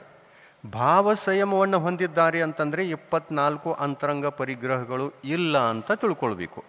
ಅಂತರಂಗದ 24 ಪರಿಗ್ರಹಗಳು ಇಲ್ಲ. ಇನ್ನು ದ್ರವ್ಯ ಸಂಯಮವನ್ನು ಹೊಂದಿದ್ದಾರೆ ಅಂತಂದರೆ ಬಾಹ್ಯದ 10 ಪರಿಗ್ರಹಗಳನ್ನು ತ್ಯಾಗ ಮಾಡಿದ್ದಾರೆ, ದಿಗಂಬರ ಇದ್ದಾರೆ ಅಂತ ತಿಳ್ಕೊಳ್ಬೇಕು. ದ್ರವ್ಯ ಲಿಂಗ ಪ್ರಗಟ ಆಗಬೇಕು, ದ್ರವ್ಯ ವ್ರತಗಳು ಪ್ರಗಟ ಆಗಬೇಕು, ಬಾಹ್ಯ ವ್ರತಗಳೆಲ್ಲ ಪ್ರಗಟ ಆಗಬೇಕು ಅಂತಂದರೆ 10 ಪ್ರಕಾರದ ಪರಿಗ್ರಹಗಳನ್ನು ತ್ಯಾಗ ಮಾಡಬೇಕು. ಬಾಹ್ಯದ 10 ಪರಿಗ್ರಹಗಳು, ಬಾಹ್ಯ ಪರಿಗ್ರಹ 10, ಅಭ್ಯಂತರ ಪರಿಗ್ರಹ 14, ಇವುಗಳನ್ನು ತ್ಯಾಗ ಮಾಡಿರಬೇಕು. ಈ ಥರ ದ್ರವ್ಯಲಿಂಗ ಅಂದರೆ 10 ಪರಿಗ್ರಹಗಳನ್ನು ತ್ಯಾಗ ಮಾಡಿದವರಾಗಿರಬೇಕು. ಬಹಿರಂಗ 10 ಪರಿಗ್ರಹ. ಆಮೇಲೆ ಬಹಿರಂಗ 10 ಪರಿಗ್ರಹಗಳನ್ನು ತ್ಯಾಗ ಮಾಡಿತು ಅಂತಂದರೆ 13 ಪ್ರಕಾರದ ಚಾರಿತ್ರ ಬದುಕಿಗೆ ಬಂತು. 13 ಪ್ರಕಾರದ ಚಾರಿತ್ರ ಬದುಕಿಗೆ ಬಂತು. ಪಂಚ ಮಹಾವ್ರತಗಳು, ಪಂಚ ಸಮಿತಿಗಳು ಮತ್ತು 3 ಗುಪ್ತಿಗಳು ಇವು ಆಚರಣೆಯಲ್ಲಿವೆ. ಇದು ಆಚರಣೆಯಲ್ಲಿದೆ ಅಂತಂದರೆ ಇನ್ನು ಪಂಚ ಪರಮಿಷ್ಠಿಗಳ ಮೂಲ ಗುಣಗಳನ್ನು ನೀವು ಎಣಿಸ್ತಿರಲ್ಲ. ಸಾಧು ಪರಮಿಷ್ಠಿಗಳ ಮೂಲ ಗುಣಗಳೆಷ್ಟು? 28 ಅಂತಿರಲ್ಲ. ಈ 28 ಮೂಲ ಗುಣಗಳು ಬಾಹ್ಯಾತ್ಮಕವಾಗಿರ್ತಕ್ಕಂಥ ಮೂಲ ಗುಣಗಳು ಅಂತ ತಿಳ್ಕೊಳ್ಳಿ. ಅಭ್ಯಂತರವಾಗಿರ್ತಕ್ಕಂಥ ಮೂಲ ಗುಣಗಳು ಅವು ಯಾವುವು? ಮೂಲ ಗುಣ, ಅಭ್ಯಂತರ ಮೂಲ ಗುಣ ಅಂತಂದರೆ ಸಮ್ಯಕ್ ದರ್ಶನ, ಸಮ್ಯಕ್ ಜ್ಞಾನ, ಸಮ್ಯಕ್ ಚಾರಿತ್ರ, ಇವೇ ಮೂಲ ಗುಣಗಳು. ಭಾವಾತ್ಮಕ ರತ್ನತ್ರಯ ಪ್ರಕಟವಾಗಿದೆ ಅಂತಂದರೆ ಸಂಪೂರ್ಣ ಮೂಲ ಗುಣಗಳಿವೆ. ಆದರೆ 28 ಮೂಲ ಗುಣಗಳನ್ನು ಧರಿಸಿದ್ದೇವೆ ಅಂತಂದರೆ ಇವು ಬಾಹ್ಯದ ಮೂಲ ಗುಣಗಳು. ಅಹಿಂಸಾ ಮಹಾವ್ರತ ಅಂತಂದರೆ ಯಾವ ಜೀವಿಗೂ ಹಿಂಸೆಯನ್ನು ಮಾಡದೇ ಇರತಕ್ಕಂತಹ ಮಹಾವ್ರತ. ತ್ರಸ ಸ್ಥಾವರ ಷಟ್ಕಾಯಿಕ ಜೀವಿಗಳನ್ನು ರಕ್ಷಿಸುವಂತಹ ಕಾರ್ಯವೇ ಅಹಿಂಸಾ ಮಹಾವ್ರತ. ಇದು ಬಾಹ್ಯ. ಇದನ್ನು ಯಾರೂ ಮಾಡಬಹುದು. ಭಾವವ್ರತಗಳನ್ನು ಧರಿಸಿದವರು ಕೂಡ ಮಾಡಬಹುದು, ಭಾವವ್ರತಗಳನ್ನು ಧರಿಸಿದಿದ್ದರೂ ಕೂಡ ಇದನ್ನು ಪಾಲನೆ ಮಾಡಬಹುದು. 1ನೇ ಗುಣಸ್ಥಾನದಲ್ಲಿ ಇರತಕ್ಕಂಥ ಮುನಿಗಳಿಗೂ ಕೂಡ 28 ಮೂಲ ಗುಣಗಳು ಇರಲಿಕ್ಕೆ ಸಾಧ್ಯ. ಕೇಳ್ತಾ ಇದ್ದೀರಿಲ್ಲ? ಸರಿಯಾಗಿ ತಿಳ್ಕೊಳ್ಳಿ. ಇದನ್ನು ಬಹಳ ಒಳ್ಳೆಯ ವಿಷಯ. 1ನೇ ಗುಣಸ್ಥಾನದಲ್ಲಿ ಇದ್ದರೂ ಕೂಡ 28 ಮೂಲ ಗುಣಗಳು ಆ ಮುನಿಗಳ ಬಳಿಯಲ್ಲಿ ಇರಲಿಕ್ಕೆ ಸಾಧ್ಯ. ಯಾಕೆ? 10 ಪರಿಗ್ರಹವನ್ನು ಬಿಡೋದು ಸಹಜ ಇದೆ. 10 ಪರಿಗ್ರಹವನ್ನೇ ಬಿಡ್ಬೋದು. ಬಾಹ್ಯದ 10 ಪರಿಗ್ರಹಗಳನ್ನು ಬಿಟ್ಟಿದ್ದೇವೆ ಅಂತಂದರೆ 28 ಮೂಲ ಗುಣಗಳನ್ನು ಪಾಲಿಸುವುದೇನೂ ಕಷ್ಟ ಅಲ್ಲ. ಆದರೆ ಅಂತರಂಗದಲ್ಲಿ ರತ್ನತ್ರಯ ಪ್ರಕಟವಾಗಬೇಕು, ಆ ಮೂಲ ಗುಣಗಳು ಪ್ರಕಟವಾಗಬೇಕು ಅಂತಂದರೆ ನಾವು ಕಷಾಯ ಮತ್ತು ಕರ್ಮಗಳನ್ನು ಬಿಡಬೇಕು. ಇವು ಅಂತರಂಗ ಪರಿಗ್ರಹ. ಅಂತರಂಗ ಪರಿಗ್ರಹಗಳು ಅಂತರಂಗ ಚಾರಿತ್ರವನ್ನು, ಅಂತರಂಗ ಸಮ್ಯಕ್ತವನ್ನು ಘಾತ ಮಾಡಿದರೆ, ಬಾಹ್ಯ ಪರಿಗ್ರಹಗಳು ಬಾಹ್ಯ ಚಾರಿತ್ರವನ್ನು ಘಾತ ಮಾಡ್ತವೆ. ಬಾಹ್ಯ ಪರಿಗ್ರಹಗಳು ಬಾಹ್ಯ ಚಾರಿತ್ರವನ್ನು ಘಾತ ಮಾಡಿದರೆ, ಅಂತರಂಗ ಪರಿಗ್ರಹಗಳು ಅಂತರಂಗ ಚಾರಿತ್ರವನ್ನು ಘಾತ ಮಾಡ್ತವೆ. ಇಷ್ಟನ್ನು ಸುಲಭವಾಗಿ ತಿಳ್ಕೊಂಡ್ರೆ ಸಾಕು. ಇನ್ನು ಬಾರಿಗೆ ಇದು ಚರ್ಚೆ ಬೇಕು. ಒಂದೇ ಸಲ ಚರ್ಚೆ ಮಾಡಿದಾಗ ಅದು ಕೂತ್ಕೊಳ್ಳೋದೇ ಇಲ್ಲ. ಮೊದಲನೇ ಸಲ ಕೇಳ್ತಾ ಇದ್ದೀರಲ್ಲ ಅದಕ್ಕೆ. ಇನ್ನು 3ನೇ ಬಿಂದುವನ್ನು ತಿಳ್ಕೊಳ್ಳೋಣ, ಸ್ವಲ್ಪ ತಿಳ್ಕೊಳ್ತಾ ಹೋಗೋಣ. ಉತ್ತಮ ಸುಪಾತ್ರರು 6ನೇ 7ನೇ ಗುಣಸ್ಥಾನವನ್ನು ಪಡೆದವರಾಗಿರುತ್ತಾರೆ. ಉತ್ತಮ ಸುಪಾತ್ರರಲ್ಲಿ ಉತ್ತಮ ಸುಪಾತ್ರರು ಇದ್ದಾರೆ ಅಂತಂದರೆ ಅವರಿಗೆ ದ್ರವ್ಯವೃತಗಳೂ ಬೇಕು, ಭಾವವೃತಗಳೂ ಬೇಕು. ಭಾವವೃತಗಳಿದ್ದಾಗ ಅಂತರಂಗ 14 ಪರಿಗ್ರಹಗಳು ಇರುವುದಿಲ್ಲ. ದ್ರವ್ಯವೃತಗಳು ಇರುವಾಗ 10 ಪರಿಗ್ರಹಗಳು ಇರುವುದಿಲ್ಲ.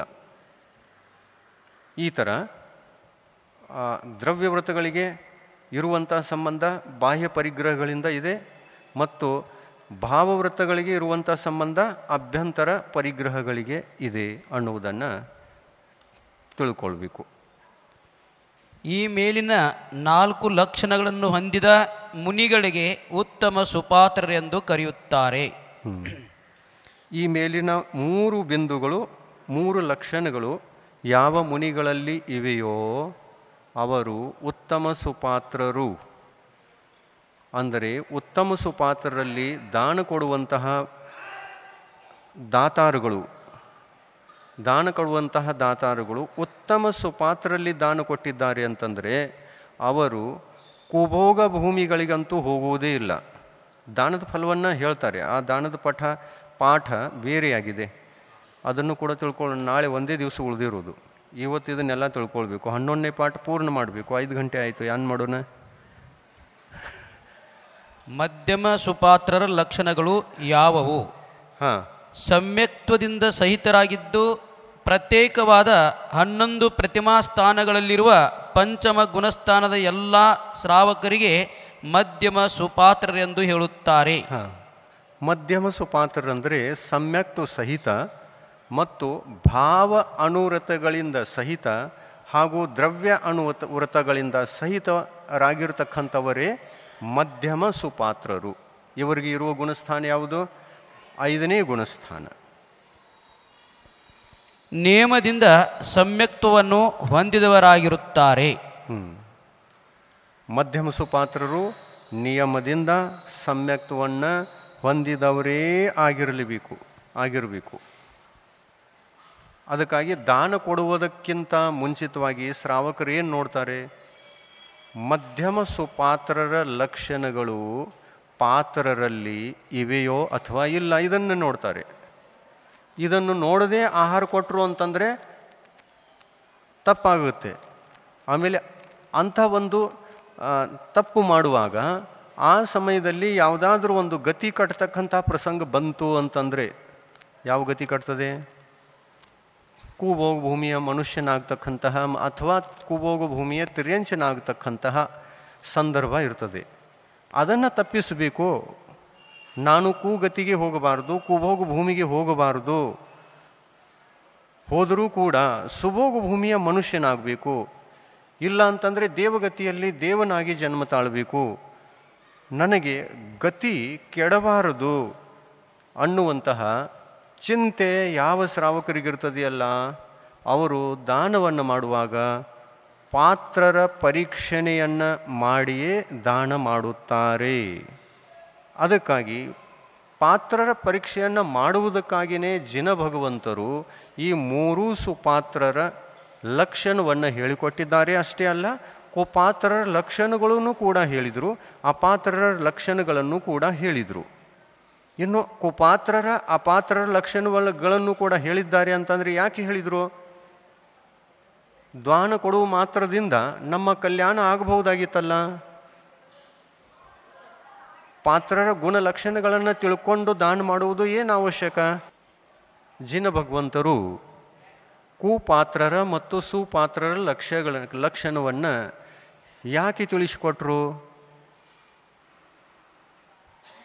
ತಿಳಿಸಿಕೊಡುವುದು ವ್ಯರ್ಥ ಇದೆಯೇನು? ಅದರಿಂದ ನಮಗೆ ಏನು ಲಾಭ? ಏನು ಲಾಭ ಅಂತಂದರೆ ನಮ್ಮ ದುರ್ಗತಿ ಆಗಬಾರದು. ದಾತೃವಿನ ದುರ್ಗತಿ ಆಗಬಾರದು ಅನ್ನತಕ್ಕಂತಹ ವಿಷಯ ತಿಳಿದು ಬರಬೇಕು. ದಾತ ತನ್ನ ಕಲ್ಯಾಣವನ್ನು ಮಾಡಿಕೊಳ್ಳಬೇಕು ಮತ್ತು ಯಾರಿಗೆ ದಾನವನ್ನು ಮಾಡುತ್ತಾನೆಯೋ ಅವರ ಕಲ್ಯಾಣವನ್ನು ಮಾಡಬೇಕು. ಆ ತೀರ್ಥವನ್ನು ಕೂಡ ರಕ್ಷಿಸಿಕೊಂಡು ನಿರ್ವಹಿಸಿಕೊಂಡು ಹೋಗಬೇಕು. ದಾನ ಅನ್ನತಕ್ಕಂಥದ್ದು ಶ್ರಾವಕರಿಗೆ ಇರುವ ಒಂದು ತೀರ್ಥ. ದಾನಕ್ಕೆ ತೀರ್ಥ ಅಂದಿದ್ದಾರೆ. ಈ ದಾನ ತೀರ್ಥವನ್ನು ಶ್ರಾವಕರು ನಡೆಸಿಕೊಂಡು ಹೋಗಲಿಲ್ಲ ಅಂತಂದರೆ ಈ ಭೂಮಿಯ ಮೇಲೆ ದಿಗಂಬರ ಮುನಿಗಳು, ರತ್ನತ್ರಯವನ್ನು ಧಾರಿಸಿರ್ತಕ್ಕಂತಹ ಭಾವಲಿಂಗಿ ದಿಗಂಬರ ಮುನಿಗಳು ಅವರು ಇರಲಿಕ್ಕೆ ಸಾಧ್ಯವೇ ಇಲ್ಲ. ಒಂದು ರಥಕ್ಕೆ 2 ಚಕ್ರಗಳಿದ್ದ ಹಾಗೆ, ಒಂದು ಎಡಬದಿಗೆ ಇನ್ನೊಂದು ಬಲಬದಿಗೆ. ರಥಕ್ಕೆ 2 ಚಕ್ರಗಳಿದ್ದರೆ ಧರ್ಮದ ರಥ ಮುಂದೆ ಸಾಗುತ್ತದೆ. ಒಂದು ಕಡೆಗಿಲ್ಲ ಅಂತಂದರೆ ರಥ ಮುಂದುವರಿಲ್ಲ. ಆ ಥರ ರತ್ನತ್ರಯ ಸ್ವರೂಪ ಈ ಧರ್ಮ ಈ ಭೂಮಿ ಮೇಲೆ ಯಾವಾಗಲೂ ಜೀವಿತ ಉಳಿಯಬೇಕು ಅಂತಂದರೆ ದಾತ, ವಿವೇಕಿ ದಾತ ಆತನೂ ಇರಬೇಕು. ವಿವೇಕಿ ಪಾತ್ರ, ಗುಣಧಾರಿ ಪಾತ್ರ, ಗುಣವಂತ ಪಾತ್ರರೂ ಕೂಡ ಇರಬೇಕು. ಆವಾಗ ಈ ಜಿನ ಧರ್ಮ ಪವಿತ್ರ ಧರ್ಮ, ಶ್ರೇಷ್ಠವಾದ ಧರ್ಮ ಯಾವಾಗಲೂ ಈ ಭೂಮಿಯ ಮೇಲೆ ಹಿಮಾಲಯದಿಂದ ಗಂಗೆ ಹರಿದು ನಿರಂತರವಾಗಿ ಹರಿಯುವಂತೆ, ಸತತವಾಗಿ ಹರಿಯುವಂತೆ ಈ ಧರ್ಮ ತೀರ್ಥ ಅಂತಕ್ಕಂಥದ್ದು ಸತತವಾಗಿ ಹರಿಯುತ್ತದೆ. ಅದಕ್ಕಾಗಿ ಜಿನ ಭಗವಂತರು ಕುಪಾತ್ರರ ಲಕ್ಷಣಗಳನ್ನು ತಿಳಿಸಿಕೊಟ್ರು. ಯಾಕೆಂದರೆ ದಾತೃವಿನ ಅಕಲ್ಯಾಣ ಆಗಬಾರದು ಅನ್ನುವ ದೃಷ್ಟಿಯಿಂದ ಕುಪಾತ್ರರ ಲಕ್ಷಣವನ್ನು ಹೇಳಿಕೊಟ್ರು. ಸುಪಾತ್ರರ ಲಕ್ಷಣವನ್ನು ಯಾಕೆ ಹೇಳಿಕೊಟ್ರು ಅಂತಂದರೆ, ಸುಪಾತ್ರರ ಲಕ್ಷಣ ಗೊತ್ತಿತ್ತು ಅಂತಂದರೆ ದಾತ ಸುಪಾತ್ರರಲ್ಲಿ ದಾನ ಕೊಟ್ಟು ಈ ತೀರ್ಥವನ್ನೂ ರಕ್ಷಿಸ್ತಾನೆ ಮತ್ತು ತನ್ನ ಕಲ್ಯಾಣವನ್ನು ಕೂಡ ಸರಿಯಾದ ರೀತಿಯಲ್ಲಿ ಮಾಡಿಕೊಂಡು ಸದ್ಗತಿಯನ್ನು ಪಡಿತಾನೆ ಅನ್ನುವ ದೃಷ್ಟಿಯಿಂದ ಈ ಎಲ್ಲ ಪಾತ್ರರ ಲಕ್ಷಣಗಳನ್ನು ಜಿನ ಭಗವಂತರು ಹೇಳಿಕೊಟ್ಟಿದ್ದಾರೆ. ದಾನ ಕೊಡುವ ಮಾತ್ರದಿಂದ ಕಲ್ಯಾಣ ಆಗ್ತದೆ ಅಂತಲ್ಲ. ಕಣ್ಮುಚ್ಚಿ ದಾನ ಕೊಟ್ಟಾಗ ಕಲ್ಯಾಣ ಆಗೋಲ್ಲ.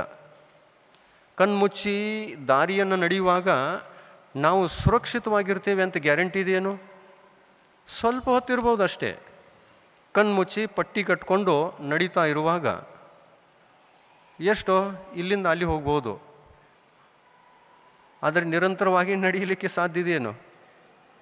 ಇಲ್ಲೊಂದು ಪಟ್ಟಿ ಕಟ್ಕೊಳ್ಳೋದು, ಆಮೇಲೆ ಈ ಹಾಲ್ದಿಂದ ನಾವು ಹೊರಗಡೆಗೆ ಹೋಗಬೇಕು ಅನ್ನುವಂತಹ ಪ್ರಯತ್ನ ಮಾಡೋದು, ಆ ಕಡೆ ಈ ಕಡೆ ಸುತ್ತಾಡೋದು, ಆ ಮೆಟಲ್ಗಳು ಎಲ್ಲಿವೆ ಅದನ್ನು ಹುಡ್ಕೋದು.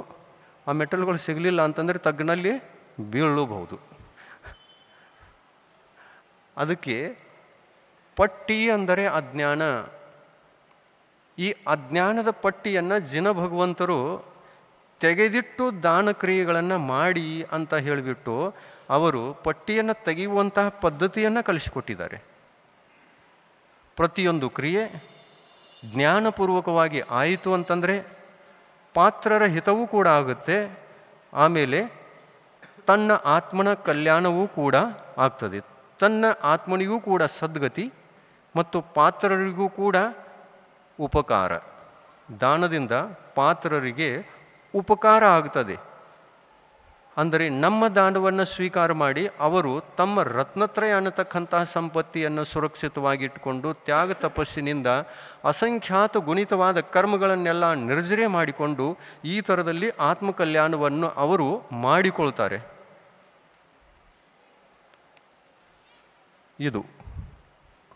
ಇದನ್ನೆಲ್ಲ ತಿಳಿದುಕೊಳ್ಳತಕ್ಕಂತಹ ವಿಷಯ ಇದೆ. ನೇಮದಿಂದ 11 ಪ್ರತಿಮೆಗಳಲ್ಲಿಯ ಕ್ರಮವಾಗಿ ಒಂದು, ಕೆಲವೊಂದು ಅಥವಾ ಎಲ್ಲ ಪ್ರತಿಮೆಗಳನ್ನು ಧರಿಸಿದವರಾಗಿರುತ್ತಾರೆ. ನಿಯಮದಿಂದ 11 ಪ್ರತಿಮೆಗಳಲ್ಲಿಯ ಕ್ರಮವಾಗಿ ಒಂದು, ಕೆಲವೊಂದು ಅಥವಾ ಎಲ್ಲ ಪ್ರತಿಮೆಗಳನ್ನು ಧರಿಸಿದವರಾಗಿರುತ್ತಾರೆ. ಯಾವ ಪಾತ್ರರು? ಮಧ್ಯಮ ಸುಪಾತ್ರರು. ಮಧ್ಯಮ ಸುಪಾತ್ರರಿದ್ದಾರೆ ಅಂತಂದರೆ ನಿಯಮದಿಂದ ಪ್ರತಿಮಾಧಾರಿಗಳಾಗಿದ್ದಾರೆ ಅಂತರ್ಥ. ಕನಿಷ್ಠ ಪಕ್ಷ ಎಷ್ಟು ಪ್ರತಿಮೆಗಳು ಇದ್ದಾಗ ನಮಗೆ ಪಂಚಮ ಗುಣಸ್ಥಾನ ಆಗುತ್ತದೆ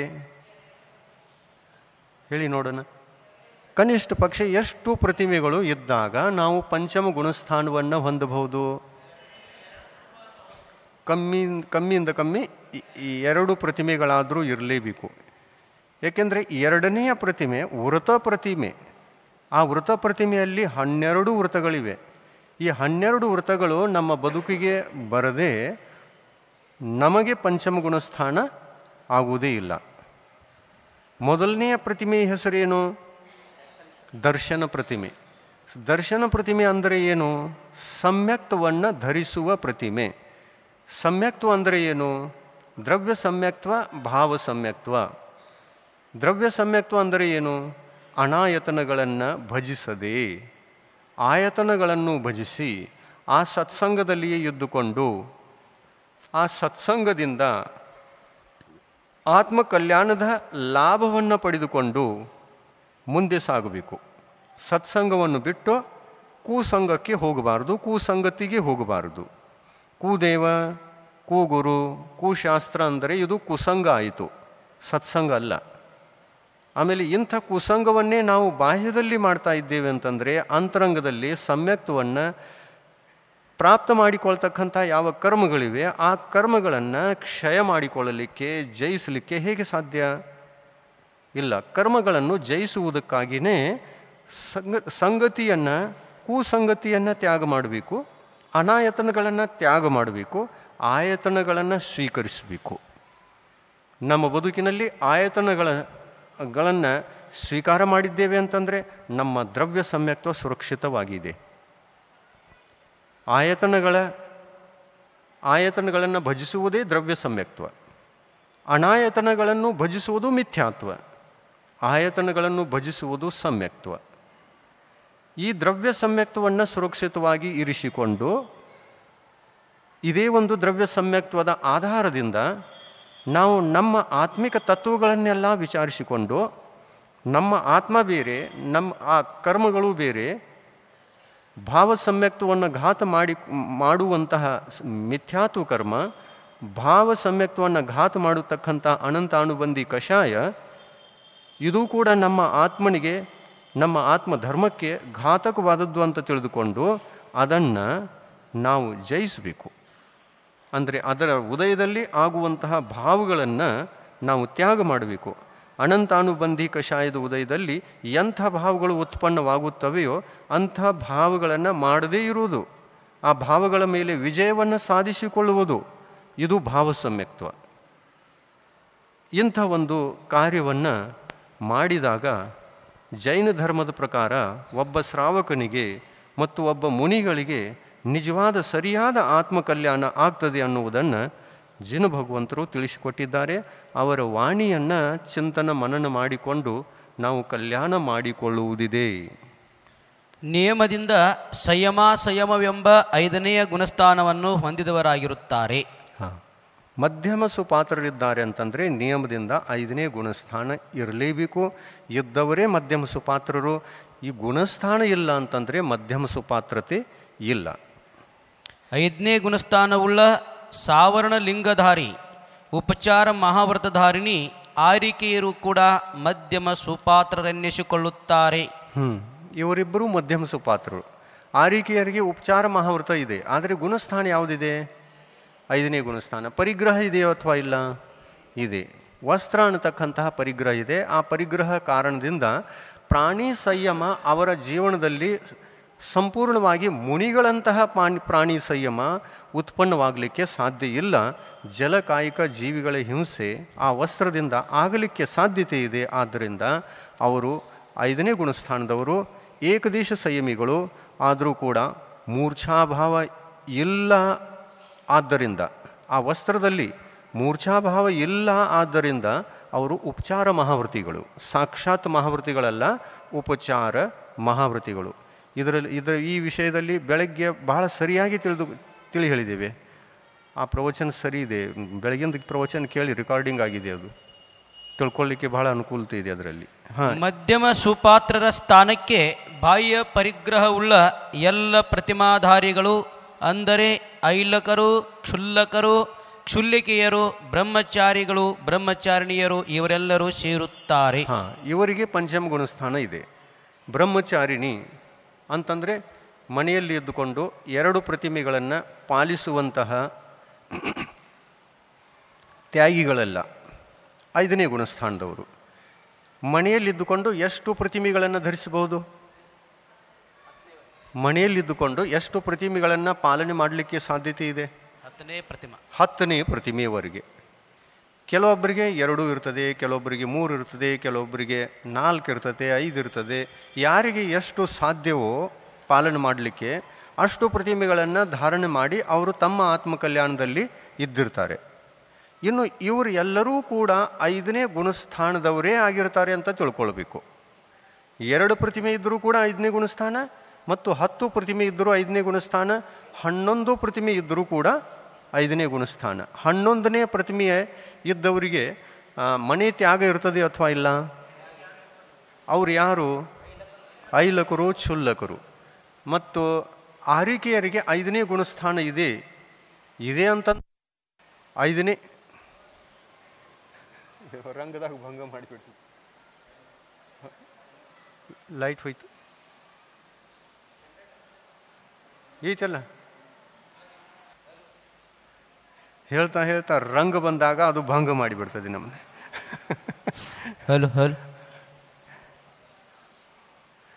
ಒಳ್ಳೆಯ ವಿಚಾರ ಬಂದಿರ್ತದೆ, ವ್ಯಕ್ತ ಮಾಡುವಾಗ ಠಪ್ ಹೋಗಿಬಿಡ್ತೈತಿ ಒಮ್ಮೆಲೆ. ಏನು ಹೇಳ್ತಾ ಇದ್ದೀವಿ? ಆ ಆರಿಕೆಯರು ಉಪಚಾರ ಮಹಾವ್ರತಿಗಳು. ಮಹಾವ್ರತ ಇರುವಾಗ 6ನೇ 7ನೇ ಗುಣಸ್ಥಾನ ಇರಬೇಕಾಗಿತ್ತು. ಸಾಕ್ಷಾತ್ ಮಹಾವ್ರತ ಇದ್ದಾಗ ಮಾತ್ರ 6ನೇ 7ನೇ ಗುಣಸ್ಥಾನ ಆಗ್ತದೆ. ಉಪಚಾರ ಮಹಾವ್ರತ ಇದ್ದಾಗ 5ನೇ ಗುಣಸ್ಥಾನ ಇರ್ತದೆ. ಇಲ್ಲಿ ಉಪಚಾರ ಅಂತ ಯಾಕೆ ಅಂದರು? ಮಹಾವ್ರತಗಳನ್ನು ಉಪಚರಿಸಿದ್ದಾರೆ. ಯಾವ ರೀತಿ ಮುನಿಗಳಿಗೆ ಪರಿಗ್ರಹಗಳಲ್ಲಿ ಮೂರ್ಛಾಭಾವ ಇಲ್ಲವೋ ಅದೇ ಥರ ಪರಿಗ್ರಹದಲ್ಲಿ ಆರಿಕೆಗರಿಗೆ ಮೂರ್ಛಾಭಾವ ಇಲ್ಲ, ಆದರೂ ಕೂಡ ಪರಿಗ್ರಹ ಇದೆ. ಭಾವ ಮೂರ್ಛಾಭಾವ ಇಲ್ಲ, ಪರಿಗ್ರಹ ಇದೆ. ಪರಿಗ್ರಹ ಇದೆ ಅಂತನ್ನುವಾಗ ಆ ಪರಿಗ್ರಹದಿಂದ ಷಟ್ಕಾಯಿಕ ಜೀವಿಗಳ ರಕ್ಷಣೆಯನ್ನು ಮಾಡಲಿಕ್ಕೆ ಸಾಧ್ಯ ಏನು? ಇಲ್ಲ. ಅದಕ್ಕಾಗಿ ಆರಿಕೆಯರಿಗೆ ದ್ರವ್ಯ ಸಂಯಮ ಇಲ್ಲ. ದ್ರವ್ಯ ಸಂಯಮ ಅಂದರೆ ಬಾಹ್ಯ ಷಟ್ಕಾಯಿಕ ಜೀವಿಗಳನ್ನು ರಕ್ಷಿಸುವಂತಹ ಚಾರಿತ್ರ ಸಂಯಮ ಅದು ಇಲ್ಲ. ಯಾವ ಕಾರಣದಿಂದ ಇಲ್ಲ? ವಸ್ತ್ರದ ಕಾರಣದಿಂದ ಇಲ್ಲ. ಇದೇ ಒಂದು ಕಾರಣದಿಂದ ಜೈನ ಧರ್ಮದ ಪ್ರಕಾರ ಚಾರಿತ್ರ ಇಲ್ಲ ಅಂದ ಮೇಲೆ ಅಲ್ಲಿ ಮೋಕ್ಷ ಮಾರ್ಗ ಇಲ್ಲ. ಮೋಕ್ಷ ಮಾರ್ಗ ಯಾವ ಗುಣಸ್ಥಾನದಿಂದ ಇದೆ? 6ನೇ 7ನೇ ಗುಣಸ್ಥಾನದಿಂದ ಮೋಕ್ಷ ಮಾರ್ಗ ಇದೆ. ಅವರಿಗೆ ಮೋಕ್ಷ ಮಾರ್ಗ ಇಲ್ಲ. ಇನ್ನು ಒಂದು ಗುಣಸ್ಥಾನ ಮುಂದೆ ಹೋಗಬೇಕು, ಆವಾಗ ಮೋಕ್ಷ ಮಾರ್ಗ. ಆರಿಕೆಯರಿಗೆ 5ನೇ ಗುಣಸ್ಥಾನ. 5ನೇ ಗುಣಸ್ಥಾನ ಯಾಕೆ ಇದೆ ಅಂತಂದರೆ ಆ ಪ್ರಾಣಿ ಸಂಯಮವನ್ನು ಧಾರಣೆ ಮಾಡಲಿಕ್ಕೆ ಆಗ್ತಾ ಇಲ್ಲ ವಸ್ತ್ರದ ಕಾರಣದಿಂದ. ಇನ್ನು ಈ ವಸ್ತ್ರವೇ ನಮ್ಮ ಮೋಕ್ಷ ಮಾರ್ಗವನ್ನು ತಡಿತಾ ಇದೆ. ವಸ್ತ್ರ ಮೋಕ್ಷ ಮಾರ್ಗವನ್ನು ತಡೆಗಟ್ತಾ ಇದೆ. ಆ ವಸ್ತ್ರ ತ್ಯಾಗ ಆಯಿತು ಅಂತಂದರೆ ಮೋಕ್ಷ ಮಾರ್ಗದಲ್ಲಿ ಬರಬಹುದು. ಆದರೆ ಸ್ತ್ರೀ ಪರ್ಯಾಯದಲ್ಲಿ ವಸ್ತ್ರ ತ್ಯಾಗ ಮಾಡಿದರೂ ಕೂಡ 5ನೇ ಗುಣಸ್ಥಾನ ಇರ್ತದೆ, ಮಾಡದಿದ್ದರೂ ಕೂಡ 5ನೇ ಗುಣಸ್ಥಾನ ಇರ್ತದೆ. ಯಾಕೆಂತಂದರೆ ಜಿನ ಭಗವಂತರು ವಿವರಿಸಿದಂತಹ ಸ್ತ್ರೀ ಪರ್ಯಾಯದ ಪರಿಣಾಮಗಳನ್ನು, ಭಾವಗಳನ್ನು ಯಾವ ಥರದಲ್ಲಿ ವ್ಯಕ್ತಪಡಿಸಿದ್ದಾರೋ ಆ ಪರಿಣಾಮಗಳಲ್ಲಿ ಮಹಾವ್ರತವನ್ನು ಹೊಂದತಕ್ಕಂತಹ ಸಾಮರ್ಥ್ಯ ಇಲ್ಲ ಅನ್ನುವುದನ್ನು ತಿಳಿಸಿದ್ದಾರೆ. ಅದಕ್ಕಾಗಿ ಸ್ತ್ರೀ ಪರ್ಯಾಯದಲ್ಲಿ ವಸ್ತ್ರ ತ್ಯಾಗ ಮಾಡಿದರೂ ಕೂಡ ಮಹಾವ್ರತ ಇಲ್ಲ, ತ್ಯಾಗ ಮಾಡದಿದ್ದರೂ ಕೂಡ ಇಲ್ಲವೇ ಇಲ್ಲ. ಇದೇ ಒಂದು ಕಾರಣದಿಂದ ವಸ್ತ್ರವನ್ನು ತ್ಯಾಗ ಮಾಡುವಂತಹ ಅವಶ್ಯಕತೆ ಸ್ತ್ರೀ ಪರ್ಯಾಯದಲ್ಲಿ ಇಲ್ಲವೇ ಇಲ್ಲ ಅನ್ನುವುದನ್ನು ಅವರು ನಿಯಮ ಮಾಡಿದರು. ನಿಯಮ ಮಾಡಿದರು ಅಂತಂದರೆ ಅವರೇನು ಸೃಷ್ಟಿಸಿಲ್ಲ, ಇದು ನಿಸರ್ಗ ನಿಯಮ. ಸ್ತ್ರೀ ಪರ್ಯಾಯದಲ್ಲಿ 6ನೇ 7ನೇ ಗುಣಸ್ಥಾನದ ಸಂಯಮ ಭಾವಗಳು ಉತ್ಪನ್ನವಾಗಲಿಕ್ಕೆ ಸಾಧ್ಯವಿಲ್ಲ ಅನ್ನತಕ್ಕಂಥದ್ದು ಜಿನ ಭಗವಂತರು ವಿಧಿಸಿದ್ದಾರೆ, ಆದ್ದರಿಂದ ಇಲ್ಲ ಅಂತಲ್ಲ. ನಿಸರ್ಗ ನಿಯಮದಿಂದ ನಮ್ಮ ಆತ್ಮನಲ್ಲಿ ಅಂತಹ ಭಾವಗಳನ್ನು ಹುಟ್ಟಿಸಿಕೊಳ್ಳಲಿಕ್ಕೆ ಸಾಧ್ಯ ಇಲ್ಲ. ಅದನ್ನೇ ಜಿನ ಭಗವಂತರು ಹೇಳಿದ್ದಾರೆ, ಇವರಲ್ಲಿ ಇಲ್ಲ ಅನ್ನುವುದನ್ನು ಹೇಳಿದ್ದಾರೆ. ಯಾವುದು ಇದೆ, ಯಾರಿಗೆ ಇದೆ ಅದನ್ನು ಇದೆ ಅಂತಂದರೆ ಇದೆ ಅಂತ ಹೇಳಿದ್ದಾರೆ. ಯಾರಿಗೆ ಇಲ್ಲ, ನಿಸರ್ಗ ನಿಯಮದಿಂದ ಇಲ್ಲ, ಆ ನಿಸರ್ಗ ನಿಯಮದಿಂದ ಇಲ್ಲ ಅನ್ನುವುದನ್ನು ಜಿನ ಭಗವಂತರು ಹೇಳಿದ್ದಾರೆ. ಈ ರೀತಿಯಲ್ಲಿ ಜಿನ ಭಗವಂತರು ಹೇಳಿರುವಂತಹ ಈ ತತ್ವೋಪದೇಶವೆಲ್ಲ ಅವರು ಸ್ವಂತ ನಿರ್ಮಾಣ ಮಾಡಿರ್ತಕ್ಕಂತಹ ದಾರಿಯನ್ನು ತೋರಿಸಿರ್ತಕ್ಕಂತಹ ವಿಧಿಸಿರತಕ್ಕಂತಹ ಯಾವುದೂ ಪದ್ಧತಿ ಅಲ್ಲ. ಜಿನ ಭಗವಂತರ ಮುಖಾರವಿಂದದಿಂದ ಹೊರಡ್ತಕ್ಕಂಥ ಎಲ್ಲ ದಿವ್ಯ ಧ್ವನಿ ನಿಸರ್ಗ ನಿಯಮದಲ್ಲಿ ಇರತಕ್ಕಂತಹ ಸಿದ್ಧಾಂತಗಳ ನಿಯಮಗಳ ಆಧಾರದಿಂದ ಹೊರಟಿರತಕ್ಕಂತಹ ದಿವ್ಯ ಧ್ವನಿ. ಅದನ್ನೇ ನಾವು ಸತ್ಯ ಅಂತ ತಿಳ್ಕೊಳ್ತೇವೆ. ನಿಸರ್ಗದ ಎಲ್ಲ ನಿಯಮಗಳನ್ನು ಯಾವ ಜ್ಞಾನ ವ್ಯಕ್ತ ಮಾಡುತ್ತದೆಯೋ ಆ ಜ್ಞಾನವೇ ಸತ್ಯ. ಪರಮ ಸತ್ಯವಾದ ಜ್ಞಾನ ಯಾವುದು ಅಂತಂದರೆ ಕೇವಲ ಜ್ಞಾನ. ಕೇವಲ ಜ್ಞಾನವೇ ಪರಮ ಸತ್ಯ. ಹಾಂ, 5ನೇ ಗುಣಸ್ಥಾನದ ವಿಷಯ ಮುಗಿಯಿತು. ಮಧ್ಯಮ ಸುಪಾತ್ರದ್ದಾಯಿತು. ಇನ್ನು ಜಗನ್ಯ ಸುಪಾತ್ರದೊಂದು ಹೇಳೋಣಲ್ಲ, ಹೇಳಿ ಮತ್ತು ಉಳಿತೈತೆ ನಾಳೆ ಹೇಳೋಣ. ಒಂದು ವಿಷಯ, ಇದು ಬಹಳ ಮಹತ್ವಪೂರ್ಣ ವಿಷಯ ಇದೆ. 1 ದಿವಸ 2 ದಿವಸ ಶಿಬಿರದ ಸಮಯವನ್ನು ಹೆಚ್ಚಿಸಿಕೊಂಡರೆ ನಡೆಯಬಹುದೇನೋ? ನೀವು ಬರ್ಬೋದೇನು, ಬರ್ತೀವಿ ತಿಳ್ಕೊಳ್ತೀವಿ ಅಂತಂದರೆ ಒಂದು ದಿವಸ ಅಥವಾ ಹೆಚ್ಚಂದ್ರೆ 2 ದಿವಸ ಒಂದು ದಿವಸ ಹೆಚ್ಚು ಮಾಡಿದಾರೆ ಈಗ, ಹೆಚ್ಚು ಮಾಡಿದಾರೆ ಈಗ. ಹಾಂ, ಒಂದು ದಿವಸ ಹೆಚ್ಚಾಗಿದ್ರಿ ಈಗ. ಒಂದು ದಿವಸ ಹೆಚ್ಚು ಮಾಡಿದ್ದೀರಾ? ಎಲ್ಲರಿಗೂ ಗೊತ್ತಿದೆಯಲ್ಲ. ಆಮೇಲೆ ಘೋಷಣೆ ಆಗಬೇಕು, ಘೋಷಣೆ ಮಾಡಿ. ಒಂದು ದಿವಸ ಎಕ್ಸ್ಟ್ರಾ ಮಾಡಿದ್ರೆಲ್ಲ ಹೇಳ್ರಿ ಅಲ್ಲ, ಎಲ್ಲರಿಗೂ ಒಂದು ದಿವಸ ಎಕ್ಸ್ಟ್ರಾ ಆಗಿದೆ ಅಂತ ಕನ್ಫ್ಯೂಷನ್ ಆಗಿಬಿಟ್ಟು. ಕೇಳ್ರಿ, ಎಲ್ಲರೂ ಒಂದು ದಿವಸ ಹೆಚ್ಚಿಗೆ ಮಾಡಿದ್ದಾರೆ. ಶನಿವಾರ ಮುಗಿಸೋದಿತ್ತು, ಅದನ್ನು ರವಿವಾರದವರೆಗೆ ಮಾಡಿದ್ದಾರೆ. ರವಿವಾರ ಒಂದು ದಿವಸ ಎಲ್ಲರೂ ಬಂದು ಧರ್ಮದ ತಗೊಳ್ರಿ ಎಲ್ಲರೂ. ಹಾಂ, ಆಯಿತು.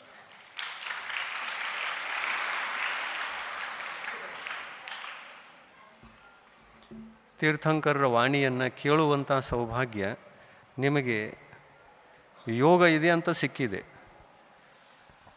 ಇದೇ ಥರ ಯೋಗ ಇದ್ದು ನಮ್ಮ ಜ್ಞಾನ, ತೀರ್ಥಂಕರರ ಜ್ಞಾನವೇ ನಮ್ಮ ಜ್ಞಾನ ಆಯಿತು ಅಂತಂದರೆ ಅದೇ ಸಮ್ಯಕ್ ದರ್ಶನ, ಅದೇ ಸಮ್ಯಕ್ ಜ್ಞಾನ, ಅದೇ ಸಮ್ಯಕ್ ಚಾರಿತ್ರ, ಇದೇ ಆತ್ಮಕಲ್ಯಾಣ.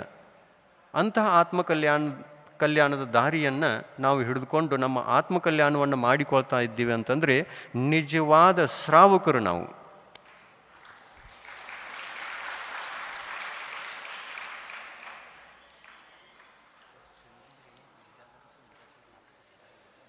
ಹೇಳಿದ್ರಲ್ಲ. ಹಾಂ, ಇವತ್ತು ಆಚಾರ್ಯ ಶ್ರೀಗಳವರ ಜೀವನವನ್ನು ಕುರಿತು ಒಂದು ನಾಟಕವನ್ನು ಮಾಡುವರಿದ್ದಾರೆ.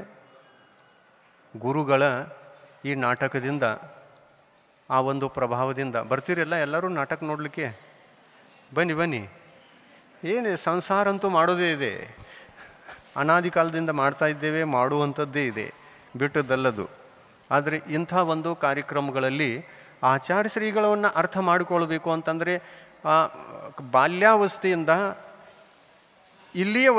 ಇಲ್ಲಿಯ ಅವಸ್ಥೆಯವರೆಗೆ ಅವರು ಏನಿದ್ರು ಹೇಗಿದ್ರು ಅನ್ನೋದನ್ನು ತಿಳಿದುಕೊಳ್ಳಲಿಕ್ಕೆ ಬಹಳ ಸರಳವಾಗಿ ಪುಸ್ತಕವನ್ನು ಓದಿ ತಿಳಿದುಕೊಳ್ಬೇಕಂತರೂ ಕೂಡ ಸಮಯ ಇರೋಲ್ಲ. ನಾಟಕವನ್ನು ಓದಿ ತಿಳಿದುಕೊಂಡಿತು ಅಂತಂದರೆ ಮನಸ್ಸಿನ ಮೇಲೆ ಇನ್ನಷ್ಟು ಇಫೆಕ್ಟ್ ಆಗ್ತದೆ.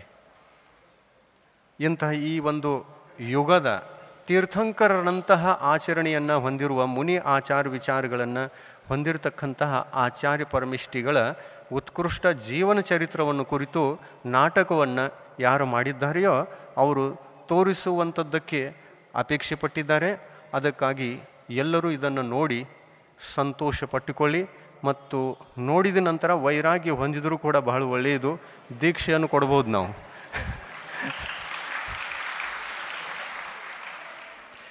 ದೀಕ್ಷೆಯನ್ನು ಕೊಡಿಸ್ಬೋದು ನಾವು. ಆಚಾರ್ಯ ಶ್ರೀಗಳ ಹತ್ರ ಕಳಿಸಿ ಮಾಡಿ ವ್ಯವಸ್ಥೆ ನಾವು ಮಾಡಿಸ್ತೀವಲ್ಲ, ವೈರಾಗ್ಯ ಬರಬೇಕಷ್ಟೇ ನಿಮಗೆ.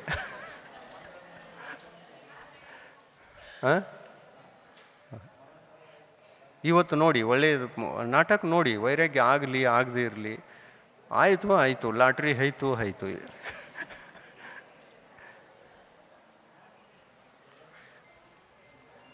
ಮತ್ತೇನು ಹಾಂ, ನಾಳೆ ಮಕ್ಕಳದ್ದು ಪರೀಕ್ಷೆ ಇದೆ. ಪರೀಕ್ಷೆ ಆದ ನಂತರ ನಾಡ್ದವ್ರಿಗೆಲ್ಲರಿಗೂ ಬಹುಮಾನ ವಿತರಣೆ ಇದೆ. ಮತ್ತು ನಾಡ್ದು ರವಿವಾರ ಬೆಳಗ್ಗೆ ವ್ರತೋಪದೇಶ. ತಮ್ಮ ಮಕ್ಕಳನ್ನು ಪ್ರತಿಯೊಬ್ಬರು ಈಗ ಬರ್ತಾರೆ, ಪಾಠಕ್ಕೆ ಬರ್ತಾರಲ್ಲ, ಸ್ಕೂಲ್ದಾಗ 300 ಜನ ಇದ್ದಾರೆ. ಅವ್ರನ್ನ ಬಿಟ್ಟು ಇನ್ನೂ ಯಾರನ್ನ ಕರ್ಕೊಂಬಂದಿಲ್ಲ, ನೀವು ಇಲ್ಲಿ ಕಳಿಸ್ಕೊಟ್ಟಿಲ್ಲ. ಅವರೆಲ್ಲರೂ ಕಾಲೇಜ್ ಡಿಗ್ರಿ ಯಾರ್ಯಾರು ಎಲ್ಲ ಮಕ್ಕಳನ್ನು ಇಲ್ಲಿ ಬೆಳಿಗ್ಗೆ ಕರ್ಕೊಂಬರ್ಬೇಕು ರವಿವಾರ ದಿವಸ.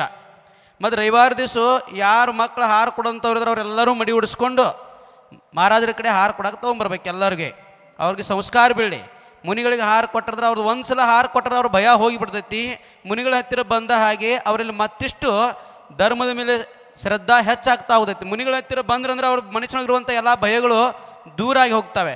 ಅದಕ್ಕೆ ಮಕ್ಕಳಿಗೆ ಒಳ್ಳೆಯ ಸಂಸ್ಕಾರ ಹಾಕಬೇಕಂತಂದರೆ ಪದೇ ನಾವು ಮುನಿಗಳ ಹತ್ತಿರ ಸಂಗತಿಯನ್ನು ನಾವು ಕೊಡ್ತಾ ಇರಬೇಕು. ಮುನಿಗಳ ಸಾನ್ನಿಧ್ಯದಲ್ಲಿ ಅವ್ರನ್ನ ಪದೇ ಒಯ್ತಾ ಇದ್ರೇ ಅವರಿಗೆ ಒಳ್ಳೆಯ ಸಂಸ್ಕಾರ ಬರಲಿಕ್ಕೆ ಸಾಧ್ಯತೆ. ಅದಕ್ಕೆ ರವಿವಾರ ಬೆಳಿಗ್ಗೆ ಪ್ರತಿಯೊಬ್ಬರು ತಮ್ಮ ಮಕ್ಕಳನ್ನು ಕಂಪಲ್ಸರಿಯಾಗಿ ಏನು ಮಾಡ್ರಿ, ಇಲ್ಲಿ ವ್ರತೋಪದೇಶ ಕೊಡಲಿಕ್ಕೆ ಕರೆದುಕೊಂಡು ಬರ್ರಿ ಅವ್ರಿಗೆಲ್ಲರೂ ಕೂಡ.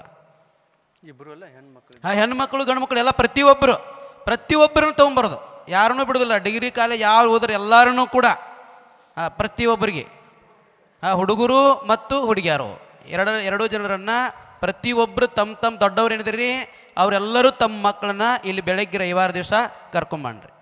ಜೈನ ಧರ್ಮದ ಪ್ರಕಾರ ಈ ಮಕ್ಕಳಿಗೆ ಕೊಡಿಸುವಂತಹ ವೃತೋಪದೇಶದ ಸಂಸ್ಕಾರ ಎಲ್ಲರಿಗೂ ಇದೆ, ಹೆಣ್ಣು ಮಕ್ಕಳಿಗೂ ಇದೆ, ಗಂಡು ಮಕ್ಕಳಿಗೂ ಇದೆ. ಚಿಕ್ಕ ವಯಸ್ಸಿನಲ್ಲಿ ಆ ಸಂಸ್ಕಾರವನ್ನು ಕೊಡಿಸಿತು ಅಂತಂದರೆ ಅವರು ಎಂದಿಗೂ ವ್ಯಸನಿ ಆಗುವುದಿಲ್ಲ. 8 ಮೂಲ ಗುಣಗಳನ್ನು ಪಾಲಿಸುವಂಥ ವ್ರತವನ್ನು ಅವರಿಗೆ ಕೊಡೋದಿರ್ತದೆ. ಸಪ್ತ ವ್ಯಸನಗಳನ್ನು ತ್ಯಾಗ ಮಾಡಿಸುವಂಥದ್ದಿರ್ತದೆ. ಇದನ್ನಷ್ಟು ಮಾಡಿಸಿತು ಅಂತಂದರೆ ನಿಮ್ಮ ಮಕ್ಕಳು ಧಾರ್ಮಿಕ ದೃಷ್ಟಿಕೋನದಿಂದ ಮತ್ತು ನಿಮ್ಮ ಸಾಂಸಾರಿಕ ದೃಷ್ಟಿಕೋನದಿಂದ ಅವರು ಯಾವುದೇ ಪ್ರಕಾರದ ವ್ಯಸನಿಗಳಾಗದೆ ತಂದೆ ತಾಯಿಗಳ ಆಜ್ಞೆಯಲ್ಲಿದ್ದುಕೊಂಡು ಶಾಸ್ತ್ರೋಕ್ತ ಪದ್ಧತಿಯಿಂದ ತಮ್ಮ ಜೈನ ಧರ್ಮದ ಕುಲ ಪರಂಪರೆಯಿಂದ ಬಂದಿರತಕ್ಕಂಥ ಇಂಥ ಒಂದು ಶಾಕಾಹಾರದ ಪದ್ಧತಿ ಮತ್ತು ನಿರ್ವ್ಯಸನಿಯಾಗಿ ಉಳಿಯತಕ್ಕಂತಹ ಪದ್ಧತಿ, ಈ ಸಂಸ್ಕಾರ ದಿಗಂಬರ ಮುನಿಗಳಿಂದ ಆಯಿತು ಅಂತಂದರೆ ಅದರಲ್ಲಿ ದೊಡ್ಡ ಅತಿಶಯ ಇದೆ. ಮೊದಲು ಇತಿಹಾಸದಲ್ಲಿ ಅಂದರೆ 600, 700, 800 ವರ್ಷದಿಂದ ದಿಗಂಬರ ಮುನಿಗಳು ಈ ಸಮಾಜದಲ್ಲಿ ಇರಲಿಲ್ಲ. ಅದಕ್ಕೆ ನಮ್ಮ ಮಕ್ಕಳಿಗೆ, ನಮ್ಮ ಸಮಾಜಕ್ಕೆ ಸಂಸ್ಕಾರವನ್ನು ಹಾಕುವಂತಹ ಆ ಧರ್ಮ ತೀರ್ಥವನ್ನು ಮುನ್ನಡೆಸುವಂತಹ ಗುರುಗಳೇ ಇಲ್ಲ ಅಂತಂದಾಗ ಸಮಾಜದ ಏನು ಪರಿಸ್ಥಿತಿ ಆಗ್ತದೆ ಕಲ್ಪನೆ ಮಾಡಬಹುದು. 800 ವರ್ಷಗಳಿಂದ ಈ ಒಂದು ಭೂಮಿ ಮೇಲೆ ದಿಗಂಬರ ಮುನಿಗಳ ಅಭಾವ ಇತ್ತು. ಈಗ ಆ ದಿಗಂಬರ ಮುನಿ ಪರಂಪರೆಯನ್ನು ಮತ್ತೆ ಜಾಗೃತಗೊಳಿಸಿಬಿಟ್ಟು ಅದನ್ನು ಮುನ್ನಡೆಯುವಂತೆ ಮಾಡಿದವರು ಶಾಂತಿಸಾಗರ ಮಹಾರಾಜರು. ಅಲ್ಲಿಂದ ಆ ಒಂದು ಶಾಂತಿಸಾಗರ ಮಹಾರಾಜರ ಪರಂಪರೆಯಲ್ಲಿ ಇರತಕ್ಕಂತಹ ನಾವೆಲ್ಲರೂ ನಮ್ಮ ಜಿನ ಭಗವಂತರ ತೀರ್ಥಂಕರರ ದಿವ್ಯ ಧ್ವನಿಯ ಯಾವ ಸಾರ ಇದೆಯೋ ಆ ಸಾರವನ್ನು ಅರಿತುಕೊಂಡು ನಾವು ನಮ್ಮ ಮಕ್ಕಳಿಗೆ ನಮ್ಮ ಜೀವನಕ್ಕೆ ನಾವು ಆ ಸಂಸ್ಕಾರವನ್ನು ತೆಗೆದುಕೊಳ್ತೇವೆ ಅಂತಂದರೆ ನಮ್ಮೆಲ್ಲರ ಕಲ್ಯಾಣ ದಿಗಂಬರ ಮುನಿಗಳ ಈ ಒಂದು ಉಪದೇಶದಿಂದ ಆಗ್ತದೆ. ಅದಕ್ಕಾಗಿ ಹೆಚ್ಚಿನ ಸಂಖ್ಯೆಯಲ್ಲಿ ನೀವು ನಿಮ್ಮ ಮಕ್ಕಳಿಗೆ, ಹೆಣ್ಣು ಮಕ್ಕಳಿಗೆ ಮತ್ತು ಗಂಡು ಮಕ್ಕಳಿಗೆ ಈ ವೃತೋಪದೇಶದ ವಿಧಿಯನ್ನು ನೀವು ಕಣ್ಣಾರಿ ಕಾಣಬಹುದು.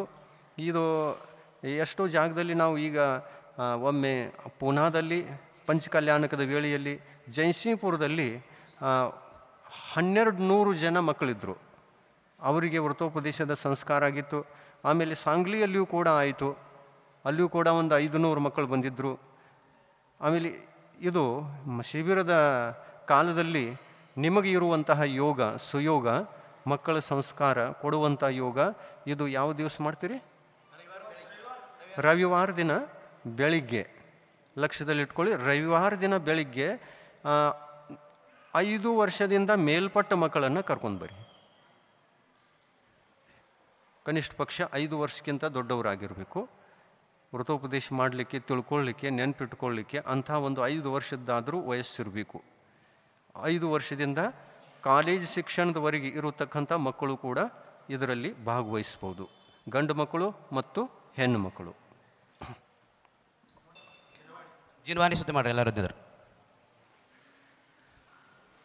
प्रभु देव तुम्हारे पवित्र मुख से निसृत जो शीतल वाणी, जग जन मन के मल को धोती, अतः कहाती जिनवाणी.